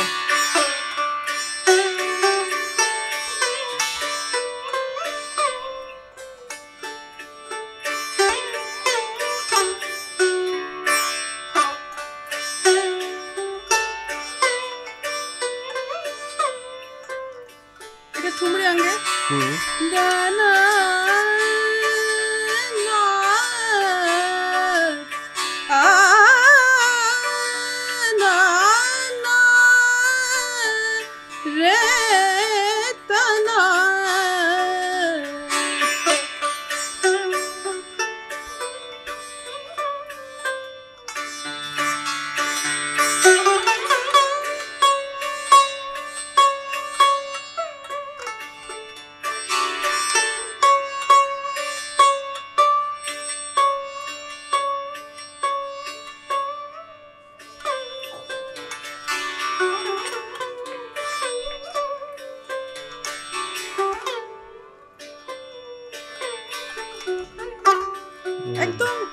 মেখে থাকবে জিনিসটা, যেটা বাবা বলতেন যে দেখো সঙ্গীতকে মেখে থাকতে হবে। এবারে যদি আমি বলি ওকে আজ চলে যেতে বল না, একই স্বর লাগছে অলমোস্ট।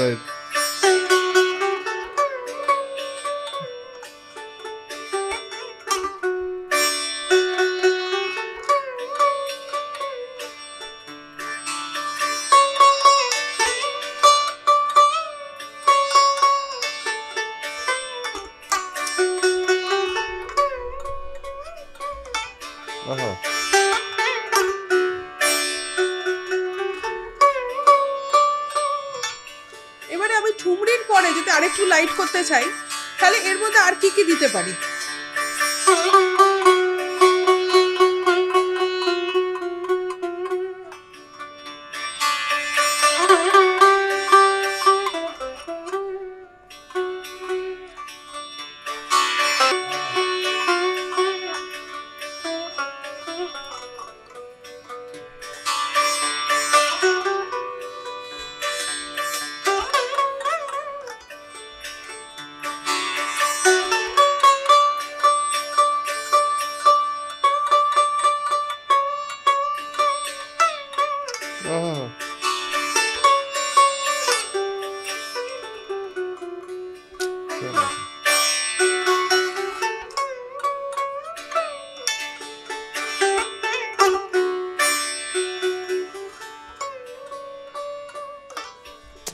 क्या बात है, क्या बात है, क्या बात है।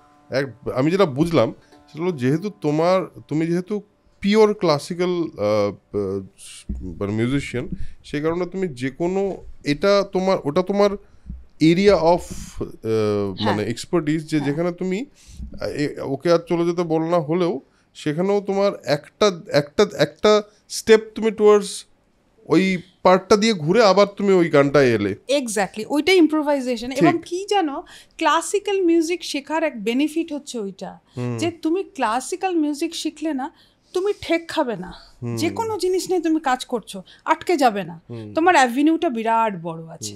তুমি স্বরের চলন, আমি যদি বলি সরি একটুখানি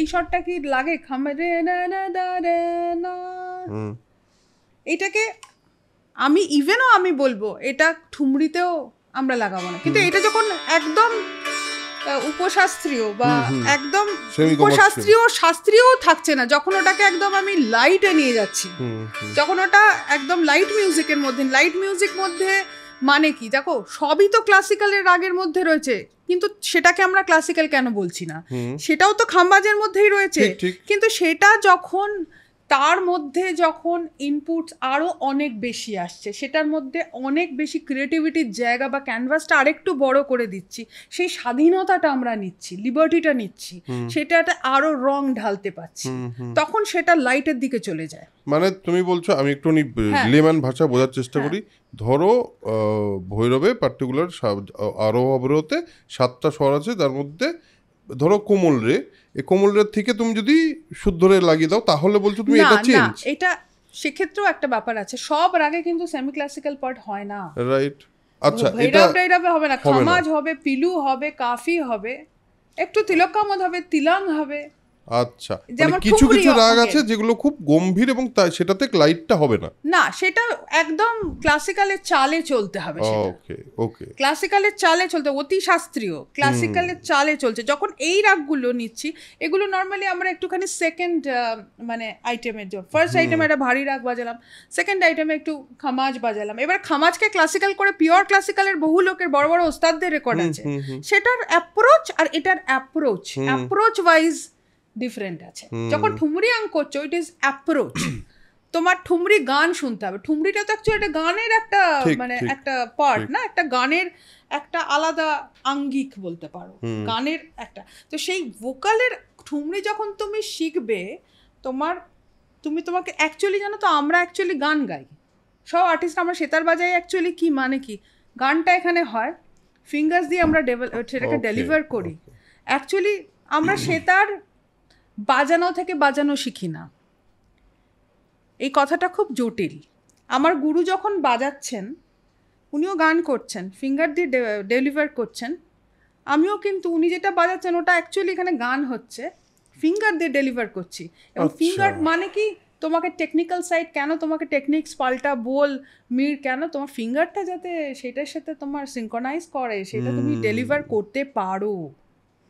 কিন্তু গানটা যদি এখানে না হয়, আমার বাবা বলতেন গান বাজনা, গানা বাজানা, বাজানা গানা তো কবি নেই বলা কিসি নে না।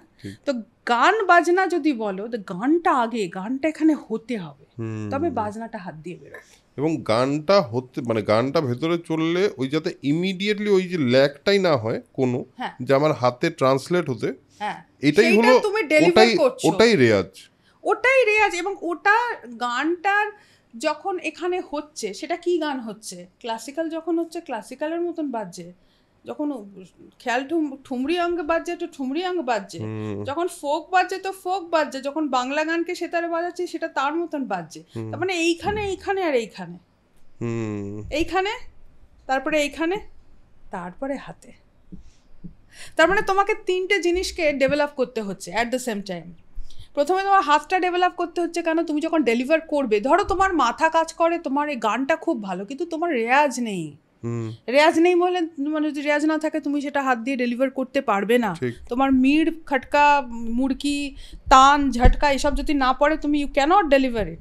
কিন্তু তোমার ধরো খুব তুমি গলায় ওটা দেখিয়ে দিলে করে, কিন্তু হাত দিয়ে বেরোলো না, সেটাই কথা একটা হলো। দ্বিতীয় কথা, তুমি হাতটা দিয়ে বাজাচ্ছ কিন্তু যে কন্টেন্টটা বাজাচ্ছ ওটার মধ্যে কোনো আবেগ নেই, ওটা স্টাকাটো টাইপের কিছু একটা হচ্ছে, মানে তোমার গানটা ঠিক এখানে হচ্ছে না। তুমি যে জিনিসটাকে কি করে, জিনিসটা যে রচনাটা হচ্ছে, ওর কালারটা ঠিক লাগছে না। তোমার সব কালার তো মনটাই তো মহাভারত, ওখানেই ভালো ওখানেই মন্দ, ওখানেই রং ওখানে বেরং, বুঝতে পারছো তো?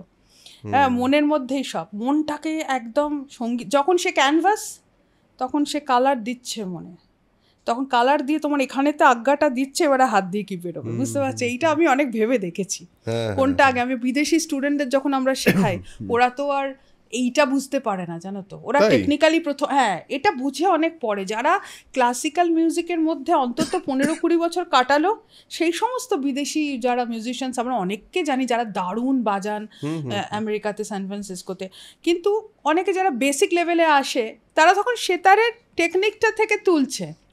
এবারে ওরা যখন তুমি দেখবে একজন ইন্ডিয়ান ছেলে একটা রাগ বাজাচ্ছে, তার প্রেজেন্টেশন আর একটা বিদেশি ছেলের, তার প্রেজেন্টেশনের কিন্তু একটা ডিফারেন্স আছে। হ্যাঁ, কেন আছে? ও এখান দিয়ে ফিল করতে পারছে না, ওর এখানে আর এখানে আছে, ঠিক এইটা লাগে। আর ভারতীয় যে ছেলেটা, যার মধ্যে সুর জ্ঞান আছে, আর সুর জ্ঞান জিনিসটা জানো তো পেদাইশি ট্যালেন্ট, যেটাকে বলে ইনবর্ন ট্যালেন্ট, যেটাকে বলে, সুর কখনো শেখানো যায় না। যার সুর জ্ঞান নেই সে সারা জীবন বেসুরো, তাকে তুমি সুরে করতে পারবে না। এর কোনো স্কেল নেই যে আমরা বলতে পারি না যে এই স্কেলে রেয়াজ, আচ্ছা চলো তোমাকে আমি এইখানে একটা মিটার দিয়ে দিচ্ছি, এইরমভাবে ওরমভাবে হবে না। যে সুরে গাইবে না সে প্রথম দিন থেকেই সুরেই গাইবে। আচ্ছা, তুমি বলছো রেয়াজ করে সুর আনা না গো, রেয়াজ করে সুর আনা যায় না, রেয়াজ করে ডেভেলপ করা, আমার অন্তত এটা আমার মনে হয়। হ্যাঁ, আমার জানি না, অন্য হয়তো অনেকে অন্যভাবে ভাবতে পারেন, কিন্তু আমার যেটা এই এত বছরের যেটুকুনি আমি গান বাজনা শিখতে পেরেছি, আমি দেখেছি যারা বেসুরও হয় না, তাদেরকে তুমি কখনো সুরের রাস্তায়, তাদের বিশাল স্ট্রাগল ওটা। হ্যাঁ, আমার একটা টেকনিক আমি মাঝে মাঝেই এটা করি, আমি যখন মির শেখাচ্ছি, মির মানে কি, তুমি ধরো মির মানে এইটা, এই দেখো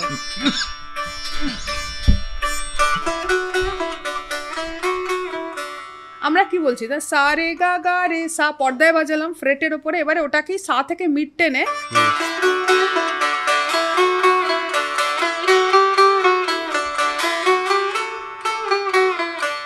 মানে কি, ও মানে তুমি একটাই ফ্রেটের উপরে পুরো সবগুলো টেনে টেনে টেনে ওই জায়গাটা নিয়ে আসো।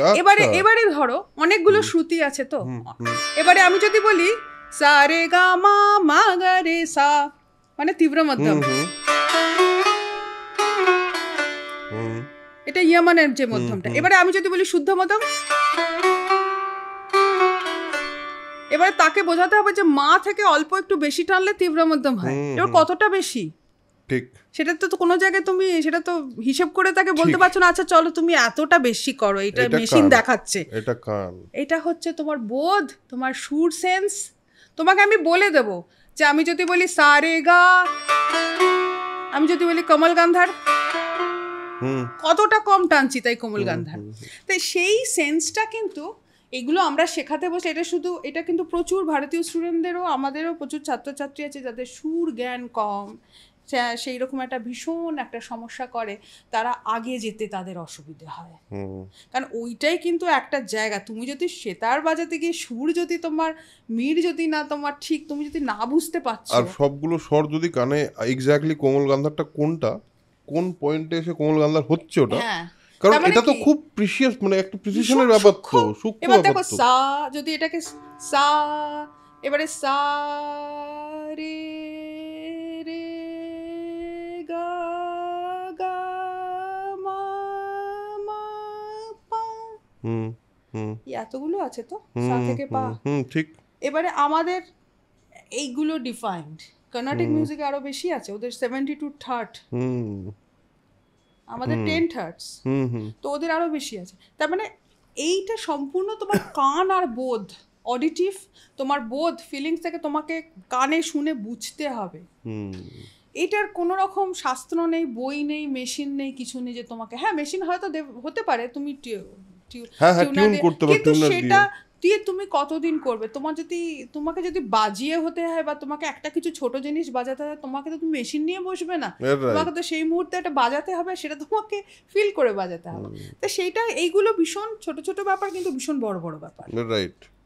কারণ আমার যেটা সবচেয়ে অদ্ভুত লাগে সেটা হলো যে কোনো তারের ইনস্ট্রুমেন্টে এটা সত্যিই তো কোনো ডেফিনেশন নেই যে এক্স্যাক্ট ঠিক আছে এই গিটারের ক্ষেত্রে যেমন এই পার্টিকুলার ফ্রেটটায় এই স্বরটা বাজবে, গিটার যেহেতু ওয়েস্টার্ন ইনস্ট্রুমেন্ট, কিন্তু সেতার সরোদের ক্ষেত্রে বা সরোদের ক্ষেত্রে তো আরও বেশি যে কোনো কিছুই ওরকম ফ্রেট নেই, প্লাস একদম পার্টিকুলার কোন নোটটা আমার ওই 12টা স্বরের মধ্যে এক্স্যাক্ট পয়েন্টটা কোনটা, কারণ প্রত্যেকটার তো মানে আমি বলছি কোমল গান্ধারের তো আশেপাশে অনেকগুলো সূক্ষ্ম সূক্ষ্ম সূক্ষ্ম সূক্ষ্ম নোট আছে, ওই পার্টিকুলার একটা পয়েন্টে পৌঁছানো ইট ইজ মানে আমি জানি না হাউ ইট ইজ মানে কিভাবে হয় আমি জানি না সত্যি। খুব ইম্পর্টেন্ট কান বোধ, এই দুটো জিনিস না থাকলে হবে না। আবার অনেক সময় আমার মনে হয় সেই ক্ষেত্রে এটা ব্রেনের থেকে ওপরে কাজ করে, ব্রেন জিনিসটাকে অ্যানালিসিস করছে কিন্তু জিনিসটার বোধটা তোমায় দিচ্ছে না, তোমার কান আর তোমার বোধের সংযোগটা হচ্ছে না, তুমি ব্রেনটা বুঝতে পারছো কিন্তু ডেলিভার করতে পারছো না। ব্রেন তোমাকে বলছে হ্যাঁ এটা এরকম হয়, আমি প্রচুর ছাত্রছাত্রীদের নিয়ে ডিল করি, আমি জানি এগুলো এইরকম ধরনের প্রবলেম, বুঝতে পারছে কিন্তু করতে পারছে না। সেটা মানে যে ব্রেন তাকে বলছে, সে এমন নয় যে সে জিনিসটা বুঝতে পারছে না, সে বুঝতে পারছে কিন্তু সে জায়গাটায় পৌঁছতে পারছে না। তো আমি অনেক সময় কি করি, বাঁ হাতের আঙুল চেপে ধরে এই জায়গাটা তো গান বাজনা শেখা মানে শুধু রাগরাগিনী শেখা নয়, এক্ষেত্রে আমি আরও কতগুলো প্রসঙ্গে আসি। গান বাজনা শিখতে গেলে টিচার আর স্টুডেন্টের মধ্যে একটা ভীষণ সুন্দর সম্পর্ক না তৈরি হলে গান বাজনা সম্পর্ক তৈরি হওয়া মানে ট্রাস্ট। তোমার ছাত্রছাত্রী তোমার কাছে যখন আসছে তোমাকে সে 100% ট্রাস্ট করছে কিনা, তোরা আজমাকে ইধার ভি দেখুন উধার ভি দেখুন, এটাও হয়। আমি আমার বাবার ক্ষেত্রে দেখেছি প্রচুর ছাত্রছাত্রী যারা আমার বাবার কাছে যেমন এসেছে, আবার অনেকে তঞ্চকথাও করেছে, বাবাকে বসিয়েই হয়তো পরে হয়তো দেখা গেল যে 40 বছর শেখার পর বাবাকে বসিয়ে হয়তো বলছে যে না উনি না এখন আরেকজনের কাছে তালিম নিচ্ছেন, আমার বাবা হয়তো সেটার ব্যাপারে অ্যাওয়্যার নন। আচ্ছা, হ্যাঁ বাবা আকাশ থেকে পড়লো, হয়তো দুঃখ পেলো। আর জানো তো গুরুর সাইলেন্ট টিয়ার্সটা খুব ডেঞ্জারাস জিনিস, তোমাকে বলে দিলাম। কারণ কি আমি আমার বাড়িতে যে গুরুকে দেখেছি সে ভীষণ একজন সৎ সন্ন্যাসী মানসিকতার মানুষ, এবং অনেক গুরু এরমও হতে পারে যে সে হয়তো ঠিক মতন গাইডেন্সটা পাচ্ছে না ওনার কাছে, সেক্ষেত্রে কিন্তু এটা খুব কঠিন জানো তো এই সিচুয়েশনটা। আমাকেও রিসেন্টলি একটি ছেলে আমার কাছে এসছিল দেরাদুনে, একজন মস্ত বড় মানুষের কাছে উনি যান, বলছেন যে আমাকে 5 বছরে উনি একটা রাগ শিখিয়েছেন, রাগটাও তো আমাদের শাস্ত্রীয় রাগ না, কর্ণাটকি ওয়েস্ট রাগ, তার শুধুমাত্র স্থায়ীটা শিখিয়েছেন, অন্তরাটা না উনি কিছুতেই শেখাচ্ছেন না। তো আমি বললাম এ তো আমি কিছু করতে পারি না। ঠিক। তো হ্যাঁ না আপনি না, তোমার সেই গুরু, সে যার নাম নিচ্ছে তাকে, তার কাছে আমরা সবাই শিখতে পারি। তিনি একটা কিছু বুঝছেন তাই তোমাকে সেটা দিচ্ছেন না, তোমার জায়গাটা তিনি বুঝছেন তাই তোমাকে দিচ্ছেন না। তোমাকে গুরুর সঙ্গে খোলাখুলি কথা বলতে হবে, এখানে আমার কিছু করণীয় নেই। এবং গুরুকে বিশ্বাসও করতে হবে, গুরুকে বিশ্বাস করতে হবে তোমাকে চলে। আর যদি তুমি গুরুকে ছেড়ে আসতে চাও, গুরুকে বলে পারমিশন নিয়ে তবে অন্য লোকের কাছে যেতে হবে। কারণ এই ধরনের তঞ্চকতা করা আমার নিজের চোখের সামনে আমার মানে বলা উচিত না এই কথাগুলো, হয়তো ইন্টারভিউতে বলাটা একটু, আমার বাবার কাছেও অনেকে এরকম কাণ্ড করেছে এবং তারা কিন্তু কেউ কিছু হয়নি তাদের শেষটা। ঠিক না? জানো তো, ভালো মানুষ পৃথিবীতে ক্ষমা করে দিয়ে চলে যায়, কিন্তু কি হয় বলো তো, আমাদের কর্মফলটা না নেচারের কোথাও একটা জমা থাকে। দিনের পরে যেমন রাত আসে, রাতের পরে যেমন দিন আসে, সেমনি কর্মটাও ঘুরে না তোমার কাছে আসে। এটা তো একেবারেই এটা ঠিক, একদম সেখানে ঠিক। যে মানুষটার সঙ্গে আমি এগুলো করলাম, আমি হয়তো সেই মুহূর্তে ভাবছি আমি অ্যাচিভ করেছি, কিন্তু সেই মানুষটা হয়তো কিছু বললো না, সে ভালো মানুষ, সে হলো সকলের ভালো বলে সে পৃথিবী ছেড়ে চলে গেল। তারপরে যেটা ঘটে না, আমি মানে এইটা ইন্টারভিউতে বলবো না তোমাকে, আমি অন্য গল্প বলবো, আমরা একদিন বসে এমনি আড্ডা মারবো, তখন অরুণাবু তোমাকে আমি বলবো যে ভাবতে পারবে না কি হয়। না, কর্মফলের কথা তো সত্যি, আর বিশেষ করে ক্লাসিক্যাল মিউজিকের গুরু তোমাকে দিচ্ছে, গুরু যখন শেখাচ্ছেন মানে কি, গুরু তোমাকে তার বিদ্যা তোমাকে দিচ্ছেন, তার ইমোশন তোমাকে দিচ্ছেন। তুমি খুব ছোট হলে তোমাকে সন্তানের মতন শেখাচ্ছেন, বা তুমি তো একটু বড় হলে তখন সে গুরু যেমনই বয়সের হোক, স্টুডেন্টের প্রতি তার একটা সন্তান সুলভ, যদি সে ভালো গুরু হয়। এবং দ্বিতীয় কথা হচ্ছে তার যে মানে সে যখন দিচ্ছে সর্বান্তকরণে, সে তোমার ভালো চাইছেন, তোমার যাতে কিছু হয়। এবারে তুমি যদি সেটাকে অন্যভাবে জিনিসটাকে করো, তাহলে ঠিক নয়। না, সেটাই আমি বলতে চাইছিলাম যে ক্লাসিক্যাল মিউজিকে যেহেতু পিওরিটি খুব ইম্পর্টেন্ট, কারণ একটা পয়েন্টে সত্যি ক্লাসিক্যাল মিউজিক যখন একটা তো কানেকশনের ব্যাপার, কারণ এরকম পারফরমেন্সেস দেখা যায় যেখানে সত্যি মনে হয় যে এইটা না ম্যাজিক্যাল কিছু হচ্ছে, যেটা যেটা কিন্তু হিউম্যান ক্যাপাসিটির বাইরে। এবার এইটা করার জন্য বা এই পয়েন্টে পৌঁছানোর জন্য অ্যাকচুয়ালি বোধহয় প্রত্যেকটা ক্লাসিক্যাল মিউজিক শিল্পী সেই পয়েন্ট অবধি পৌঁছতে চায় যে যেখানে সে নিজে ভুলে যাবে যে তার এক্সিস্টেন্স সম্পর্কে, সে কোথায় কি, সে তার একটা হয়ে যাচ্ছে, কিছু একটা ঘটে যাচ্ছে, সে তখন আর নিজের মধ্যে নেই। রাইট, এটা অবধি তো পৌঁছতে হবে একজনকে, এবং এটা পৌঁছতে গেলে অবশ্যই সবথেকে বড় সাধনা। আমাদের অনেক সময় কি হয়, মানে আমার কথা বলছি না, আমি এখনো শিক্ষার্থী, আমি শিখে যাচ্ছি। আমি আমার বাবাকেও দেখেছি, পায়ে খুব ব্যথা বাবার। আমার বাবা যে সুরবাহারটা বাজাতেন, ভীষণ ভারী একটা বড় ইনস্ট্রুমেন্ট বা বিনার জিনিস, বাবার তখন প্রায় 80 বছরের বয়স, এমনি হাঁটতে কষ্ট হচ্ছে, কিন্তু বাবা অনেকদিন যুবকের মতন ছিলেন, মানে ভেরি স্লিম ট্রিম, একদম একটা যুবকের মতো নেচার, মানে সিঁড়ি, কিন্তু পায়ে ব্যথা। বাজাতে যখন বসলেন তখন আর কিছু বুঝতে পারছেন না, যে বাজনাটা শেষ হলো তখন বাবা আমি পা সোজা করতে পারছি না, তুমি এতক্ষণ বাজালে তখন না, তখন কিছু মনে নেই। আর সেই কারণেই আমার মনে হয় যে একটা ক্লাসিক্যাল মিউজিক শিল্পীকে আরো বেশি নিজেকে শুদ্ধ রাখার জন্য, সেই শুদ্ধ রাখাটা একটা মানসিকতা, জানো না, এটা না কাউকে, এইটাও বোধহয় একটা ইনবর্ন কোয়ালিটি, যে এটার আধার বলে যেটাকে, সে আধার যদি ঠিক না হয় না, গান বাজনা করতে আসলে যদি ঠুমকো, ভ্যানিটি, অহংকার, আমি বিরাট কিছু করছি, সামনের লোকটাকে অপমান করা, তার ঠিক হচ্ছে না। আর আমার আরেকটা জিনিসও মনে হয়, সেটা হলো ক্লাসিক্যাল মিউজিক নিজেও অনেক শুদ্ধিকরণ করে দেয় একজন মানুষের মধ্যে, কারণ মিউজিকটার যে পিউরিটি আছে, সেই পিউরিটিটাও বোধহয় যদি আস্তে আস্তে ভেতরে ঢোকা শুরু করে, তখন কিন্তু অনেক কিছুকে তুচ্ছ বলে মনে হয়।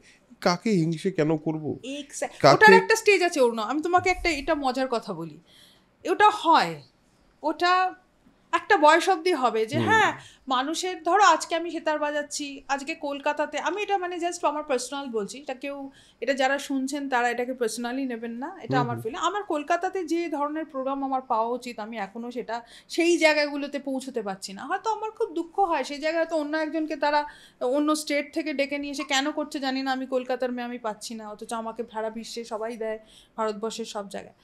আমি পলিটিক্স আছে, অমুক আছে, লবি আছে, এসবের মধ্যে আমি যাচ্ছি না এই কথার মধ্যে, কিন্তু একটা জিনিস হয় এখন, যেটা হয় আর কি, যে তুমি যত গান বাজনার মধ্যে নিজেকে ডুবিয়ে দেবে না, ওগুলো তুচ্ছ হয়ে যাবে, একদম তাই, সেটাই আমি ওগুলো বলছি। মনেই আসবে না। আর এখন এখন মনে হয় কি, কেন, এই তো আছে, এই তো এবং বাজাচ্ছি, একদম, এবং যখন এই আছে। একটা রেয়াজের মধ্যে তুমি যখন একটা রাগ বাজানোর সময় তখন হঠাৎ করে নিশ্চয়ই হয়, এটা আমি অনেকের কাছ থেকে, বা আমি নিজে যদি কোনোদিন ক্লাসিক্যাল মিউজিক করতে পারতাম, আমার খুব ইচ্ছা ছিল কিন্তু হয়ে ওঠেনি।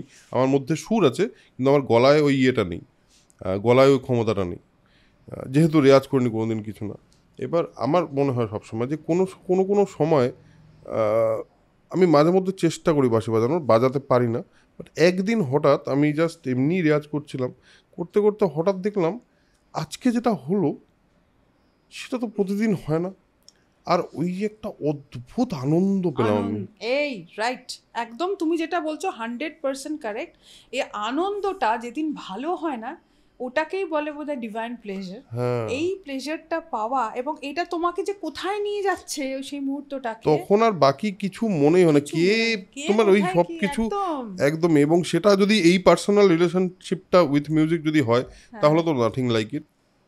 হ্যাঁ, ক্লাসিক্যাল মিউজিক নিয়ে যে এরকম একটা কনভারসেশন হবে আমাদের, সেটা এক্সপেক্ট করছিলাম। বাট তার সঙ্গে এই সেতারটা বা সেতারের মাঝখানের যে পিসগুলো, সেগুলো এমন একটা জিনিস এমন একটা এলিমেন্ট দিল এই পডকাস্টটা, আমার মনে হয় এইরকম এপিসোড আমার কোনোটাই হয়নি, কখনোই থ্যাংক হয়নি। You so much. আমিও তোমার সাথে যে এতটা এরকম কথার মধ্যে দিয়ে এত সুন্দর আমি তো তোমাকে চিনতামও না, দেখো রাইট, স্টুডিও রাইট, এসে আমি হ্যাঁ, তোমায় হ্যাঁ, চিনলাম। কিন্তু মানে তোমার সঙ্গে কথা বলতে বলতে যে এতগুলো দিক বেরিয়ে আসবে, সেটাও আমি আগে থাকতে ভাবিনি। হ্যাঁ, আমরা কোনো কিছুই আগে থাকতে ভাবি না। আমি আরেকটা জিনিস জিজ্ঞেস করতে চাই, টু এন্ড দিস, মানে একটা পয়েন্টে এসে তারপর আমরা একটা মিউজিক্যাল পিস দিয়ে শেষ করব, যে ক্লাসিক্যাল মিউজিক বা মিউজিক এমন একটা জিনিস যেখানে না জাতি ধর্ম নির্বিশেষে সবাই কোথাও, মানে জাতি ধর্মের কোনো ভেদাভেদ নেই ক্লাসিক্যাল মিউজিকে। একদম। বিভিন্ন ধর্মের মানুষজন আছেন ক্লাসিক্যাল মিউজিকে, এবং কোথাও গিয়ে একজন অন্য ধর্মের মানুষ একটা অন্য জিনিস গাইছেন। হ্যাঁ, মানে কোনো রকম ভেদাভেদই রাখেনি মিউজিক, ক্লাসিক্যাল মিউজিক বিশেষ করে। এই একমাত্র জায়গা যেটা এখনো আনটাচড আছে অ্যাবাউট দিস ভেদাভেদ। তার কারণ দেখো, যখনই গান ক্লাসিক্যাল মিউজিকের কেউ সাধনা করে, সেটা যদি খুব সিরিয়াসলি একজন করেন, মানে যারা ধরো আজকে মানে বড় বড় শিল্পী হয়েছেন, তারা সবাই ওই সিরিয়াস সাধনাটা করেছেন। তো হাতের যন্ত্র, গলার সুর সাধনা করতে করতে, রেয়াজ করতে করতে, তার যে আরাধ্য দেবতা তার সাথে মার্চ করে যায়। তুমি সুরের মধ্যে কিন্তু তার মুখটা বা তার চেহারা বা তার কথাটাই তুমি ভাবছো। আজকে তুমি যখন, আমি যখন বাজাচ্ছি, আমি যাকে সবসময় স্মরণ করছি যে আমার আরাধ্যা দেবতা, আমি হয়তো মাকেই দেখতে পাচ্ছি সেখানে। আমি শারদা মাকে দেখতে পাচ্ছি, বা আমি আমার মা কালীকে দেখতে পাচ্ছি। আমার যার প্রতি সারেন্ডার, কোথাও না আমরা বাজাতে বাজাতে তার মুখটাই মনে করি। হ্যাঁ, বা যিনি অন্য ধর্মের, তিনি সে তার আরাধ্য দেবতাকে তিনি দেখতে পাচ্ছেন। গান বাজনা বিশাল বড়, অসীমের মাঝে খুঁজে নেওয়াটাই হচ্ছে সব থেকে বড় কথা।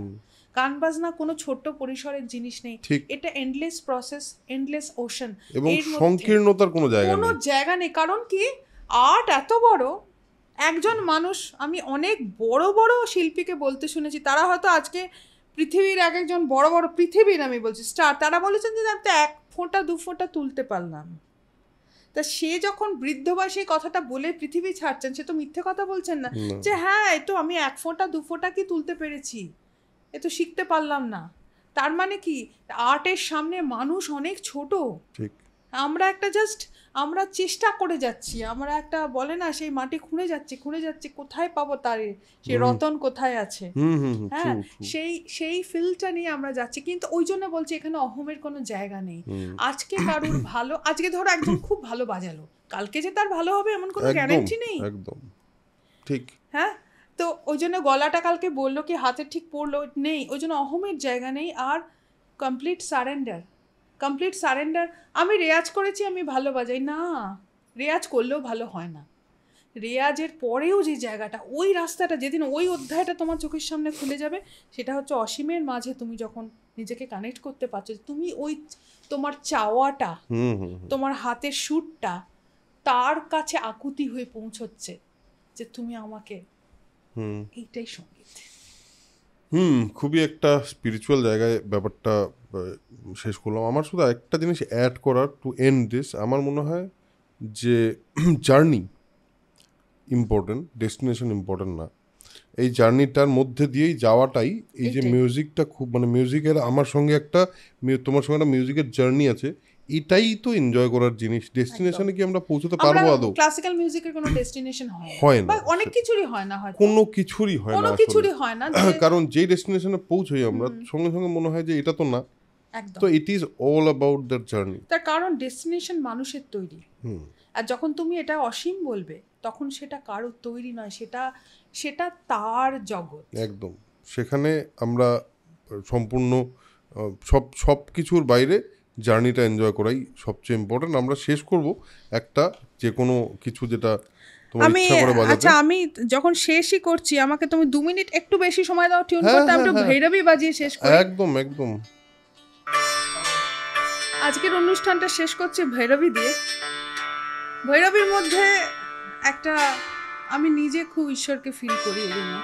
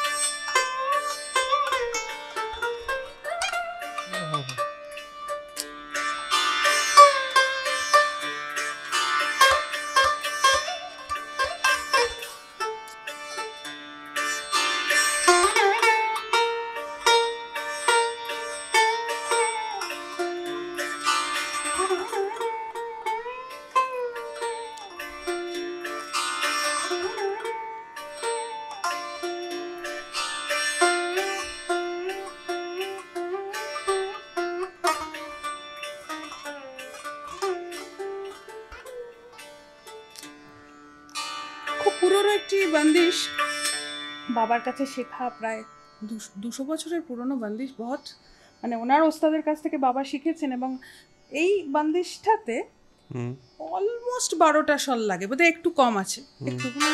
কারণ ভৈরবী এমন একটা রাগ, ভৈরবীতে আমরা এই লিবার্টিটা নিই যে 12টা স্বর, মানে উই ক্যান, সেটা কিছুটা খুঁজে পাবে এটাতে।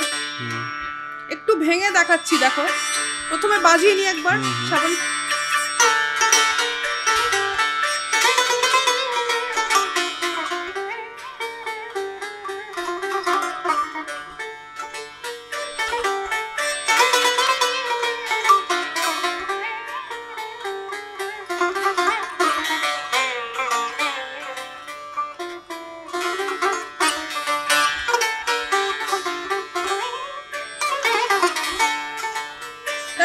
লাস্টটা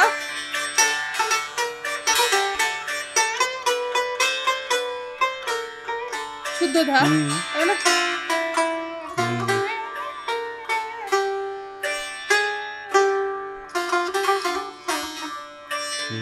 এবারে আমি